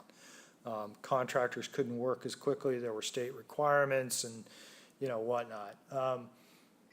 And then, like the area on Cedar Street where, we spend, a year and a half working with a property owner to get an easement only to not have it successful. I mean, that slows things down as well. But we're making progress. We continue to make progress. We continue to put contracts out on the street. So, arbitrary deadlines that we proposed back in 2006, really when the CWP was pretty well finalized. Knowing everything that's happened since then, I think we're pretty well on track. It may slip a little bit. Funding's always an issue. I'd love to have more funding for the wastewater program, but, as as policymakers, the town has other things that you want to do. Center for Active Living, police stations, fire stations, water, that's taking big chunks of money right now for very good reason. When we did the wastewater plan, nobody was talking about PFAS, except at the county with the Fire Training Academy. Nobody thought it was going to be the problem. I think that's going to be a bigger problem in coming years, especially if, as Rob alluded to, if that EPA more stringent requirement goes into effect. We may be spending a lot more money on PFAS remediation, in the future, just because it's so expensive. Obviously, if a bunch of federal funding comes along again, like it did with the Federal Stimulus Act back in 2009, we could certainly do more contracts in a particular year than we're doing now. As long as the community is willing to live with, a lot of roads being torn up for extended periods of time, to get it done. So, I don't have a crystal ball. I can tell you what we set out to do, what we've done so far. Can I tell you that absolutely at, year 20 on that day, we're gonna have 66% of the town sewered? I can't, because there's too many other factors. Well, the only other question I have, and I'm not trying to be difficult here, but we do have the water issues, which are going to cost millions and millions of dollars. And I think, even if it's a ballpark, if knowing what it has cost so far to get us to this point, and to extrapolate, even if it's just a ballpark, are we talking another 200 million, 300 million, 400 million to get approximately 70% of the town by around 2030? Because I think we need to know that. I would assume, staff has done these numbers to, when you're doing your budgeting and planning down the road, what that's going to cost us, because we have to add that number to the cost of our wells. So I'm just looking for ballpark. Are we talking between the two, 500 million or more? Because I think between water and sewer, it could be 500 or 600 million over the next 5 years. The original estimate for phase one for the sewer plan was $350 million. We've basically appropriated 150 of that so far. But, when we came up with that number, we didn't have the Cape and Islands Water Protection Fund to offset some of that. The state wasn't given 0% loans and an offset for some of that either. So that has changed all those numbers. I think we can certainly ask our consultants to relook at, okay, here's what's left, update the numbers to, 2023 or 2024. We generally do that by each project. We haven't done a complete town-wide picture, if you will, in a number of years, but that could certainly be done. Yeah, that's all I'm asking for. Thank you. All right, thank you, Elaine. Any additional online questions or comments? No. No? All right. I was asked to just quickly address the water side of things, so I just have one slide for that as well. Sure. If you want. So just to give you a sense, this was a slide that we actually put together when we were doing the new water treatment plant on Morton Road for wells 6, 7, and 9. So the first bar graph there is, at that point in time, we had wells 1 through 9, including Indian Hill Well, which was off at the time. But if we looked at the capacity, because that's the question we keep hearing, do we have enough capacity? And as I've told this board on multiple occasions, there's plenty of water under our feet. USGS has estimated we're only tapping about 5% of the groundwater under Cape Cod. So there's plenty of water. It's more an infrastructure issue of getting that water out of the ground and into people's houses. And as you all know my position, I don't think we should be doing that for irrigation purposes. I don't think the town should be paying to pump it, treat it, and to have people put it on their lawn. That's another story. But if we looked at wells in 1 through 9 and their maximum pumping capacity means they're pumping 24 hours a day, we're just shy of 8 million gallons a day that we can pull out of the ground. If we look at normal pumping capacity, which is industry average is about 16 hours a day, that drops down to a little over 5 million gallons a day. And then we looked at, and like I say, this graph is a couple of years old, but the numbers haven't changed dramatically. If we looked at the peak day, which was in July 2010, we were a little over 4 million gallons a day that we needed. So, even under normal capacity conditions, we still had about 1 million gallon leeway, if you will, or 1 million gallon excess that we could pull out of the ground to meet demand. Now, we're all talking about we're not talking about, we're constructing wells 10 and 11, getting ready to bring those online later this year. Those wells can pump about, between the two of them, about 1 million gallons a day. They're each about 500,000. So that adds another 1 million gallons, brings us just shy of 9 million gallons a day under maximum pumping capacity, and under normal capacity brings us just shy of 6 million gallons a day. So, looking at our past peak days, that gives us even more leeway, if you will. Granted, some of our peak days now may be higher than they were in 2010, but they could even be the same or lower. And the reason I say that is, since then, we've really been harping, as we should, on the water conservation issue and getting people to do it. We've increased the rates for irrigation systems. So hopefully that's caused some people to have second thoughts about when they use their irrigation system. And we're requiring, we no longer allow irrigation systems to be tied into the town system. So if you want to put in an irrigation system today, you're putting in a private well. So our peak days may not have changed that much because, yeah, there's more demand as more people are in town, but there's been increased conservation, there's less irrigation potentially. So, those two may be balancing each other out. And so that's something else we have to think about when people say, oh, we want to do this affordable housing or we want to do this. We need more wells. Well, maybe we don't.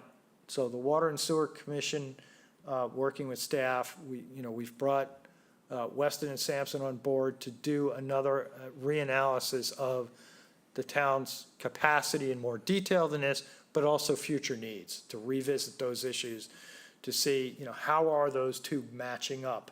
Because as I've discussed with this board before, we did do that study back in the 90s that looked at other potential well sites in Chatham. 10 and 11 were at the top of that list.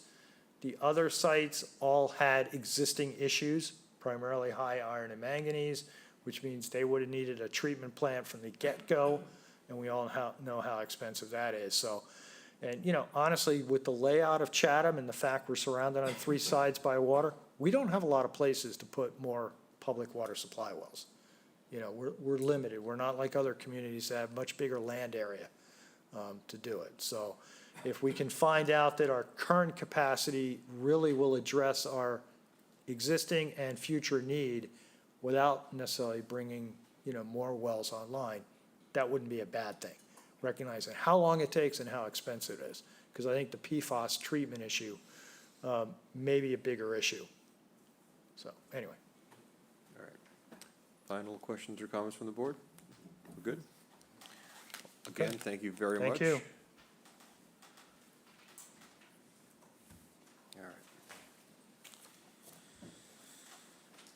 All right, we're gonna move on to public comments on our business agenda, and just for the record, our business agenda this evening is County Proposed Ordinance Number 16 Amendment, acceptance of shellfish gift of 1,500 oyster seeds, the status of the improvement of ball field at Volunteer Park, the Council on Aging Board of Directors legal opinion to expand membership, and our town manager's monthly report.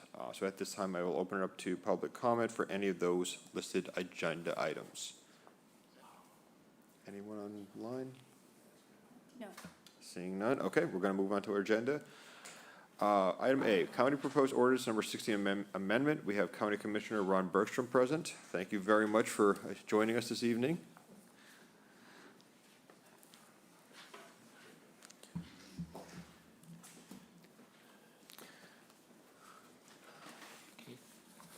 Thank you. Well, thanks for having me. Before I get into the item I wish to speak about, I have to double down on everything that's been said about Dr. Bob. He's not here, he's leaving us, but anyway. You know, 37 years ago, the state would close shellfish areas after a rainstorm, and then they had to come down and test the water, and they didn't have a very good turnaround time. You know, it took days. And so the then the late Cassie Abreu, the shellfish constable, said, we can do that here. And they built a lab below what was once this building, you know, and it looked like something out of the Hobbits, you know. You'd go down there, and sure enough, Dr. Bob showed up, and since then, he's been right on top of environmental issues and water quality issues. I mean, to this day, I'm on Friends of Chatham Waterways, and he's point person for all of that. So he's got a well-deserved retirement, and I hope you guys are gonna have to hire 4 or 5 people to replace him. So anyway, so that's for Dr. Bob. You know, I had a chance to look at the meeting where Randy and Owen presented this ordinance. Randy, by the way, has been a big asset to the county. Really represented Chatham well and very knowledgeable. But my main concern today is that I think any kind of comment or support for the ordinance is a little bit premature.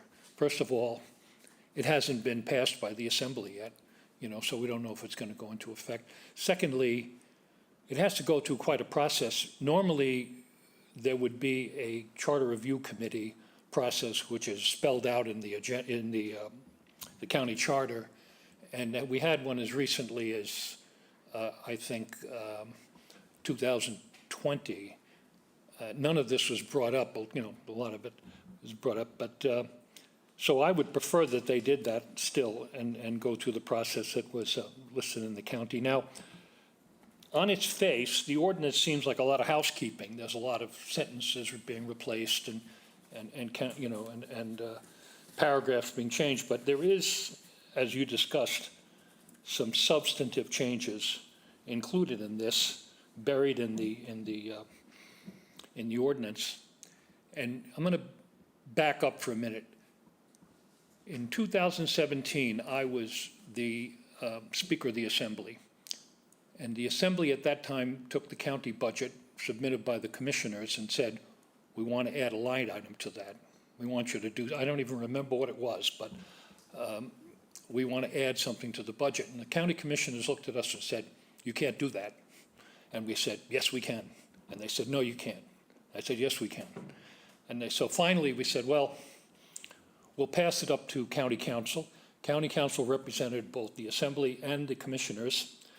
And so he said, well, I'll send you to a law firm, Lamke Associates. They are the premier municipal law firm in Massachusetts, and they'll give us an answer. And I don't know if you got that. Well, I sent you some of the documents there, but Jim Lamke came back and said, you can't do that.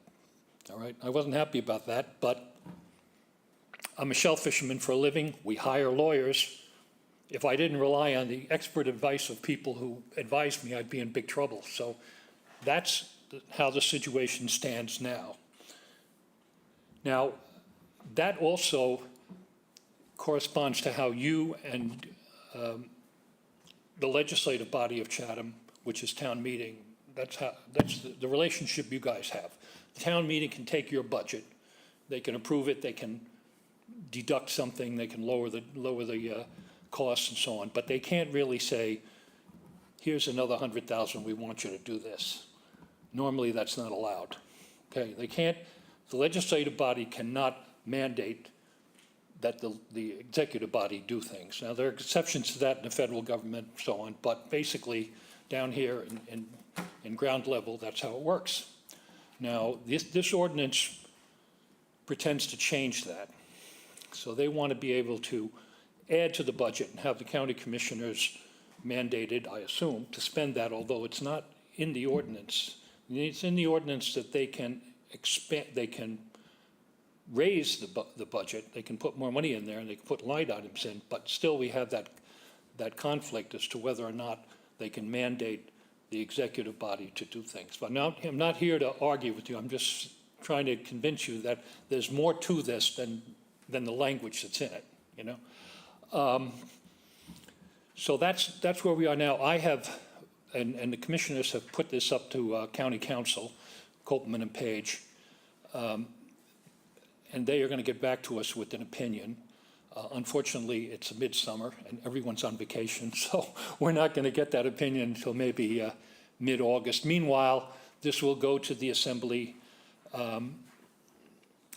probably on the second Wednesday. It'll be Wednesday, and they will, if they pass it, it'll come back to us within 10 days, and we have a right to pass it or veto it, and then it'll go back. If we veto it, it goes back to the assembly, which will meet on the, 14th and so on. But the bottom line is, to get on the ballot, you have until late winter, early spring of 2024.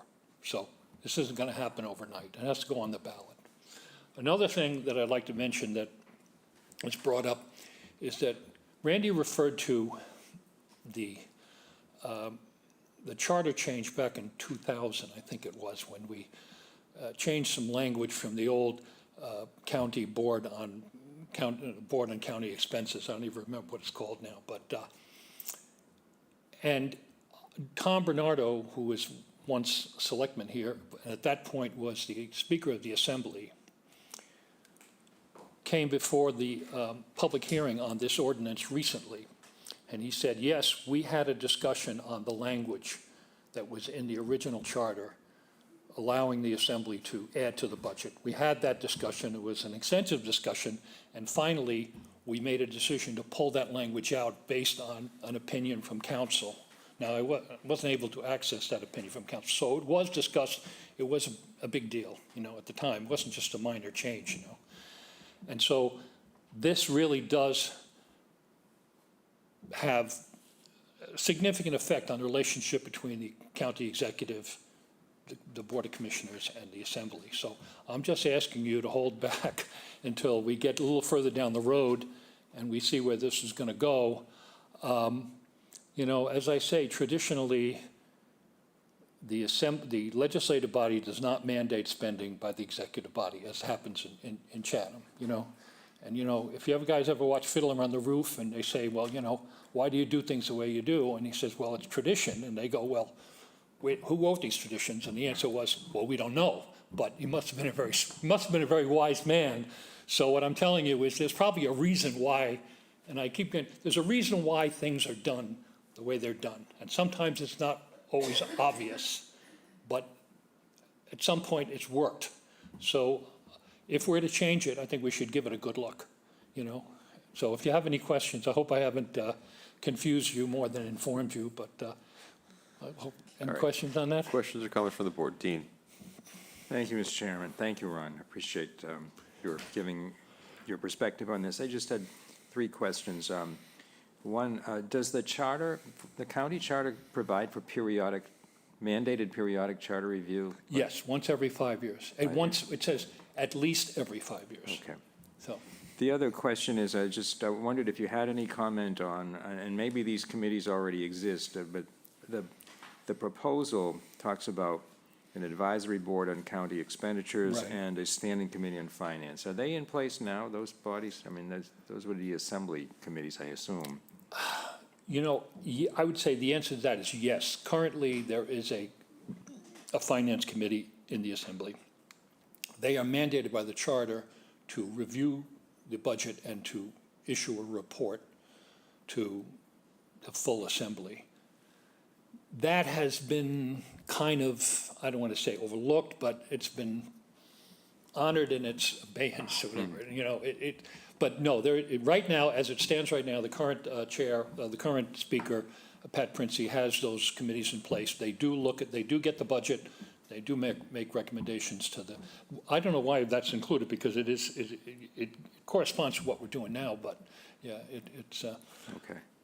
Well, thank you very much. You know, having heard sort of preliminarily both sides, I'd be inclined to not have our board weigh in on this, at least not at the present time. Let the process proceed a little bit more.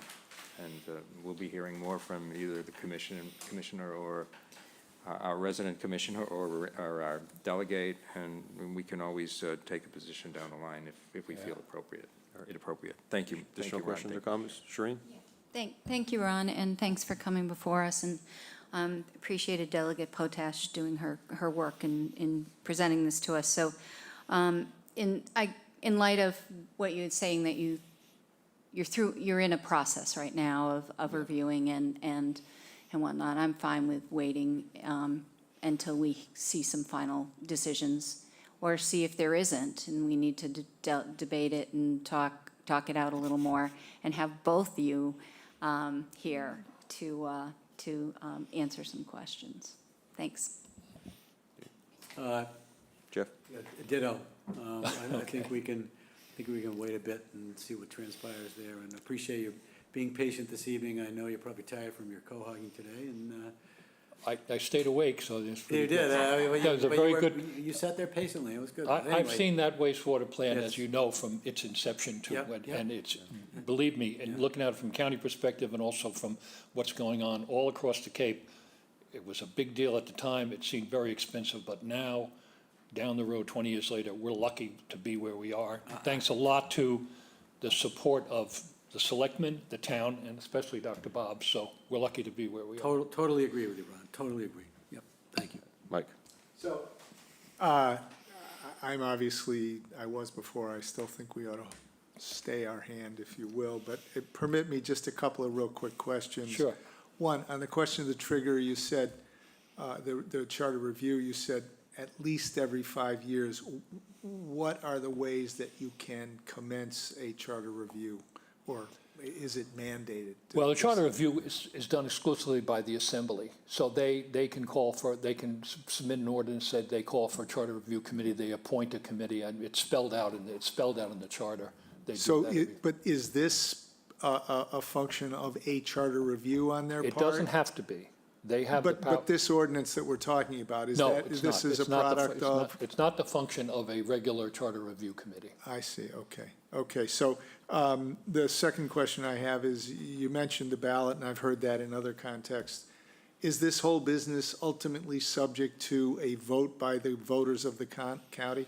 Yes, it would Okay. be put on the ballot, which is, you know, it would ultimately go on the ballot in November of 2024, charter change. Right, right. Which is why it's important, is because, you know, this is a big document, and if I'm a voter and I'm looking at this after voting for it, you really have to be informed as to what it means and what it Right, says, otherwise it's Right, not going right. to So work. last question, I mean, there's obviously an arm wrestling match going on here over stuff that is, you know, we want to repaint the lines on the playing field, but what's the issue that's going on here, or issues that are the source of the desire to repaint the lines on the playing field? Well, I know, did you get the email I sent you with the documents? Maybe you didn't get it. I never say I didn't get the email, but I do have sent to you a admit couple. I haven't sent you a read couple it. legal, what happened is. I'll go look for it, but No, no, I'm but sorry, I haven't seen it. Well, maybe it didn't get to any of you, but Yeah. I sent you a couple legal, what happened is when the ARPA funds came along, historically, any money that's, and it's the same thing true of you guys, any money that comes from the budget, from appropriations, is spent by, is authorized by town meeting. That's why every so often at a town meeting, you have to go back for little nickel and dime items, because that money that comes from outside, for instance, like the ARPA funds, is expended by a vote of the commissioners and also by the vote of the selectmen. Well, that has been the case since the charter was instituted in 1989. Every meeting, we get a list of things, money that comes in, grants come state and federal government, and we approve of them. So the ARPA funds came along, and we said, well, this is another grant, it's not from appropriations, and so we're going to, the expenditure is going to be authorized by the commissioners. Well, the Assembly didn't go along with that, and they, at that point, had separate counsel. And so we went to, once again, first Copeland and Page, who said, you're right, it's a grant. Then we went to, he said, but I represent a lot of different towns and they might have an interest, so I'll turn you over once again to Jim Lamke. Jim Lamke came back and said, it's a grant and it's expended by a vote of the commissioners. Then what happened was county council, the council for the Assembly said, no, it isn't, you have to come to us. So that's where the whole thing started, and I was chair of the commissioners at that point.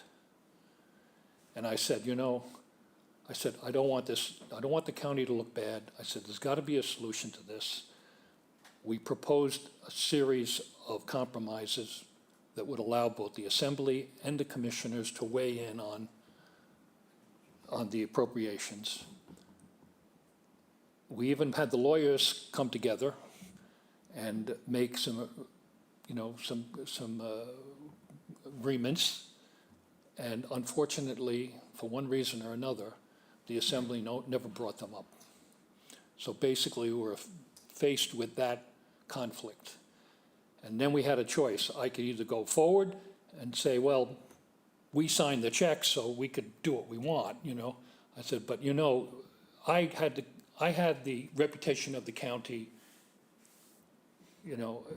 my primary concern, also I was Speaker of the Assembly for 8 years, So I said, so we went along, have gone along very cautiously with each other in this elaborate dance saying if anybody gets out of line, it's going to come to a conflict, and fortunately, with a couple of exceptions, that hasn't happened.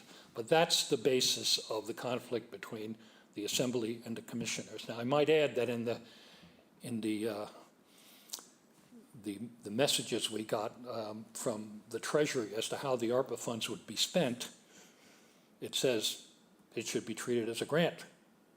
It also says it's not going to be revenue, but I'm not going to argue that because I went through that for months. Anyway, that's water over the dam, and all the money has been appropriated in one sense or another, and I think it's been a good thing, so it's worked out. But the Assembly has got a couple of very aggressive members. Randy is a lawyer, and she wants to raise the profile of the Assembly. I don't blame her, and these are complicated matters, so we're going to have to work through them and let the lawyers battle. I know a couple lawyers here. I don't want to insult you guys, but we got 3 lawyers. ahead. We got 3 Everybody lawyers. else does. 3 lawyers on the Assembly, and we actually have people we actually hire to advise us besides them.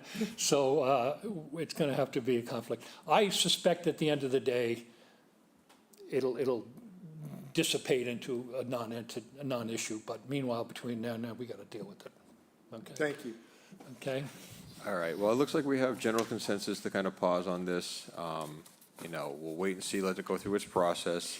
I thank you for taking the time to come in and speak to us on it. I think we're hearing both sides was very beneficial to the board, so we'll just kind of take a wait and see approach, see what happens, and if it needs to come before us for more further discussion, we will. In the meantime, let the process play out, and we'll just keep an eye on it. Yeah, I have to say that 25 years ago, this May, I got elected to my first term as a selectman, the first time I was on the ballot, you know. And my wife and I were at the town, the center there, we got the results, and we ran out, and we were headed down the road, and we said, we got to stop at a friend's house and tell them the news. So we stopped at a friend's house, ran in their door, ran up their stairs, opened the bedroom door, and said, we won, we won. There was Shireen and Ernie. They're like, what? So, anyway, it's been a good ride. I admire what you guys do. Thank you, thank you. All right, next on our agenda is the acceptance of a shellfish gift, 1,500 oyster seeds. We have our shellfish warden, Renee Gagne, online, I believe. Yes, I'm here. Good evening. Good evening. Yes, well, I definitely want to acknowledge the generosity of Steve Wright and John Richards from the Chatham Shellfish Company. They're asking for you to accept a donation of 15,000 very beautiful oysters. We were able to see them, and they're good-looking oysters. All right, questions or comments from the board, or does someone have a motion? Mr. Chair, I move to accept the donation from Chatham Shellfish Company of the gift of 15,000 oyster seeds. Second? Second. Further discussion? All those in favor? Select Board Member DeCastro? Aye. Select Board Member Davis? Aye. Select Board Member Dykens? Aye. Select Board Member Shell? Aye. And Select Board Member Metter says aye. Thank you, Renee, very much. Thank you. Next, status of improvements to ball field at Volunteer Park. We have our Deputy Director of Community Services for Recreation and Beaches, Amy Howell. Amy, are you online? I am. Good evening. Good evening. All right. So just a little background. So back in May, we received an email from a concerned citizen about the conditions of the town's Little League fields. The fields referenced in the email were our two fields at Volunteer Park and one at the community center. After receiving the email, Rob Bailey, the DPW director, and I spoke, and he sent his parks team out to the fields where they weeded, they screened, they dragged the fields, they removed rocks, and you can see that condition of the fields after in the picture attached to this report after their work. Later that week, we met with the concerned citizen just to listen to his concerns, kind of address them, and then really discuss what our future plans were for the maintenance of these fields, which leads us to what our plan is, which is this recreation capital plan. So the plan will be a multi-department collaboration with a large input for the Parks and Rec Commission, and really just a multifaceted plan where we'll be inventorying all the facilities, all the recreational facilities in town, the fields, the parks, the beaches, evaluating the conditions, identifying maintenance issues, analyzing their usage and capacity, and ultimately creating maintenance plans, while also seeking input from the community. With all this information, we can create this capital plan based on the town's needs and priorities, which would allow us to really better fiscally plan for our future maintenance issues, future projects, new or expansion. And it just gives us a long-term stressing needs and being proactive in our planning for the future recreation facilities. So if anyone has any questions, I'm be happy to answer them. All right, thank you, Amy. I know Park and Rec has had some discussion on this, and they will continue to have some discussion. Beyond the normal maintenance of, the fields, the screening, the weeding, edging, et cetera, I know there's some talk about kind of the different programs that are used, Little League games, et cetera. I think there was reference to like things like, like a batting screen or a pitching screen where you're pitching the kids and, the kids are hitting the ball back for protection and stuff. Are we going to be looking at maybe little storage sheds and other, equipment addition over the years, whether it be through the Park and Rec budget or it's CPC or other funding sources? Is all that part of this master plan? Yeah, absolutely. I think so. A part of the plan too is really analyzing our field facility reservation and rental system too, which would create a clear understanding of the user's responsibilities, the town's responsibilities, so that everyone has an understanding of who's responsible for what. So that would include playing equipment, access to sheds. So all of that will be included in the plan, and really just so that everyone can be on the same page, so there's no kind of gray area or questions about who's responsible for what. All right, thank you. Questions for the board? Jeff? Yeah, thank you so much, Amy. The picture of, looked great of the volunteer park ball field. But I really do applaud you for working on a recreational facilities master plan, if you will, or capital plan. But I would like to include the playgrounds in town as part of that. I've noticed that the airport playground is gone, and then I had a complaint the other day about there's no playground anymore, or a scant playground at Volunteer Park. We have a skateboard park, which is wonderful, but the playground, I guess, is really lacking. So I would like to put playgrounds on as part of that recreational plan, please, along with beaches and fields, et cetera, et cetera. But I think I applaud it. Great idea. It's a great idea for Park and Rec to be included, obviously, and DPW, et cetera. So, thank you. Well, I know I think Amy if you could expand on the park and the playground at Volunteer Park, because there is a playground in the queue to get worked on. We run into some, I guess, hurdles with ADA compatible access to it and certain requirements that we didn't have originally budgeted, which I know we are trying to work out. Okay. So if, Amy, if you just give a kind of a brief summary on where that stands, of the hurdles that we've been presented and how we might get through those. Yeah, absolutely. So first of all, playgrounds will absolutely be included in the plan. Volunteer Park is in the queue. We had an RFP out.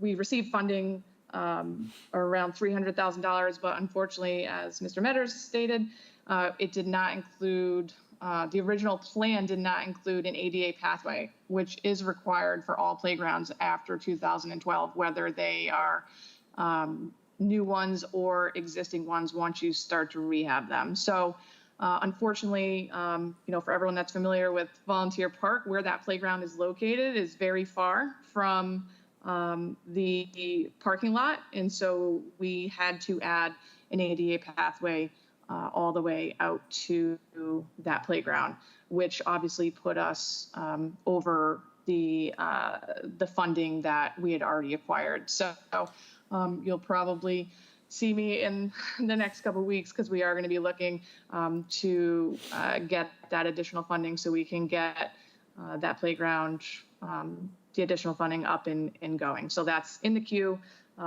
You'll probably see me to go over that in the future, and all the rest of the playgrounds will certainly, we will be looking at them and evaluating them and add that to the recreational plan as well. It's one quick follow-up. The airport area that was a playground, there was a playground there between the VFW and the airport at one point? There was, so it's vintage. Was that, I know it's vintage. Was that the towns, was that the VFWs? Was it the towns?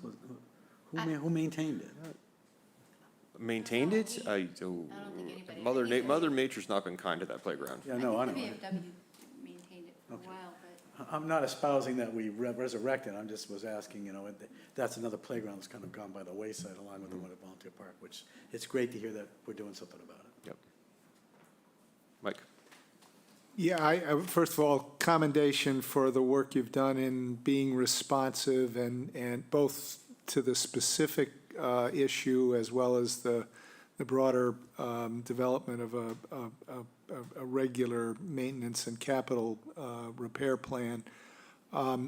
You've probably heard about this. I had several people reach out to me, and I basically sent them to you. But I wonder if you could comment on the attention to beach cleanup and specifically seaweed, which I heard about. I don't know if you heard about it, but I had several people comment on that. Yeah, absolutely. We have certainly heard from people and their concerns about the seaweed. Probably up until about 2 weeks ago, unfortunately, we were restricted with our raking capabilities due to the plovers on the beach. Once, I want, the exact date is escaping my mind, but I want to say it was about two Saturdays ago that Hardings was finally the last plovers fledged. Unfortunately, Ridgevale still has a brood, so we're still limited over at Ridgevale for our raking. We without monitors, pretty much are down to one rake a week. At Hardings, the last 2 weeks, we've had a lot of seaweed come through daily, and we're already playing catch up with what we were limited to for the first 3 weeks of the summer. So we did have our raker out there 4 to 5 times a week right now, just trying to play catch up and clean the beach to the best of our capabilities, and also looking at a future plan. The last plan that I'm kind of going off of is a little bit, it's from a couple years ago. So again, it's another one of those that, we'll add to this list to be able to update and maybe come up or hopefully come up with a future plan to help alleviate these issues moving forward. Thank you. All right. Anything else on the ball fields? All right, Amy, thank you very much for your update. Thank you very much. Council on Aging Board of Directors, legal opinion to expand membership. Jill, Dean? Thank you, Mr. Chairman. I appreciate your putting this on the agenda. A few months ago, the Council on Aging Board of Directors had a discussion about whether they should enlarge their board, which is currently seven members. And over the years, there seems to have been some irregularity in terms of the size of that board. But back in 1974, when the Council on Aging was created, and that's when it was happening all around the state, the town adopted a bylaw that established it at 7 members. And it was codified in the town bylaw, and that meant that in order to change it, you needed to go back to town meeting for a bylaw change. In 1994, the town did a complete recodification of its bylaws, all its bylaws. And included in that recodification was not a specific reference to the composition and size of the Council on Aging Board, but a general provision that listed a number of committees with the standing committees that, with the indication that they are to be appointed by the Select Board. Council on Aging is listed in that. That's section 10-2.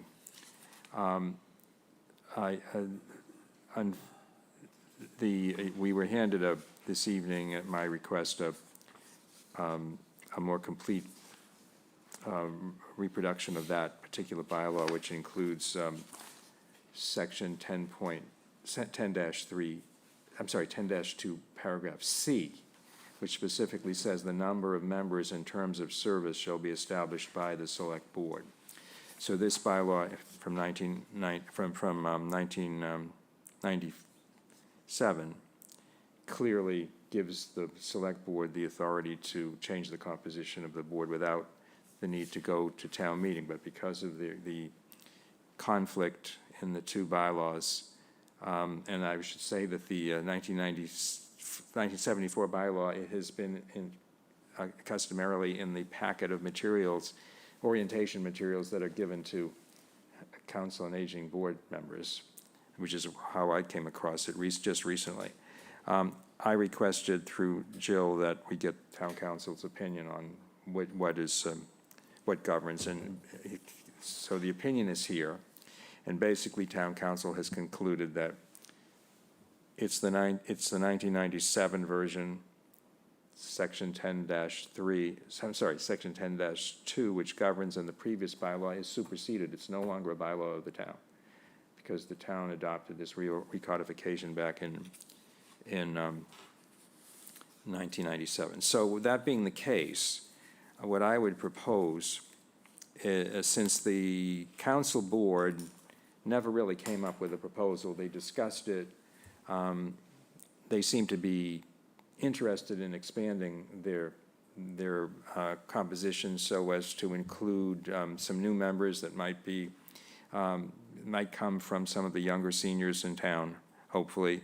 I would suggest that we refer this matter back to the Council on Aging and ask them for a recommendation as to whether they would like to enlarge their board, and if so, by how many members.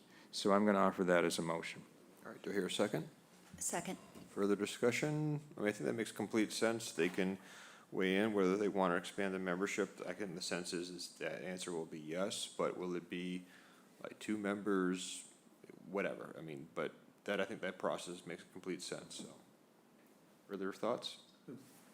Jeff? They had some great candidates this year, so I would assume that they're going to increase, I would think. But yes, we should remand it to them, and let's hear from them. Thank you.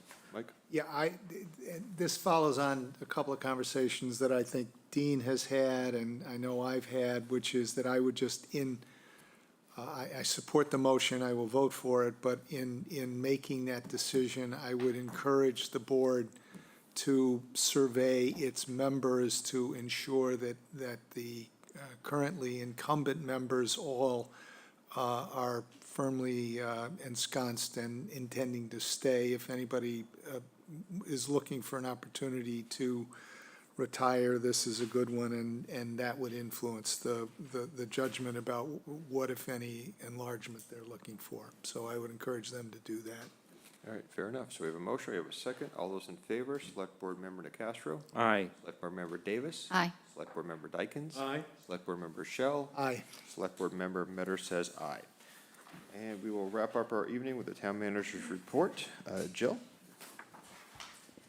Thank you, Mr. Chair. So in your packet, you have the monthly report for June 2023, as well as current items. And I wanted to call your attention to years of service. We included July and August numbers, August listing and the years of service numbers in the report. And as you can see, there is a lot of employees that have a July anniversary date, and that could be at the start of the fiscal year as well. So a shout out to Kenny Friend as our senior heavy equipment operator, who has the most longevity for July as 32 years. And as you can look through the various listing, a lot of our firefighter leadership team too has quite a lot of longevity. So we're very thankful for all of those members who continue to serve, including those who just recently started. And as you see the years of service for August, Dr. Bob heads the longevity, but many familiar names here as well, including the least amount of seniority is Gloria McPherson, who was started in August, and that was an additional position that we had funded through fiscal 2023. So we do have new hires to welcome. You receive notifications as a buyer or introduction, but many times the community doesn't see that. So I wanted to welcome, and who you've seen many times, is our Deputy DPW Director, Tom Barr, who joined us in July. Catherine Lewis, who's right before you, Kathy, as our Select Board Town Manager, Executive Assistant. Richard Chipman, who's our new Parks and Grounds laborer. Hunter McDonald, who's our Information Systems and Media Assistant. He was an internal transfer from the community center, so he was our daytime building supervisor. And then in the control room right now is Brianna Fitzpatrick, who is our Assistant Media Coordinator. And then also wanted to note, welcome, Brianna. She's one of the few members you actually get to see. I hope to resume our introductions to you in person of new staff members, but also we're looking at ways to possibly have pictures included with our employee listings. And so we found at our successful employee barbecue, once they saw the name on someone's name tag, they're like, oh, I know you, I know your name, but they actually hadn't met. So that was going back to a couple weeks ago. That was a very cool event.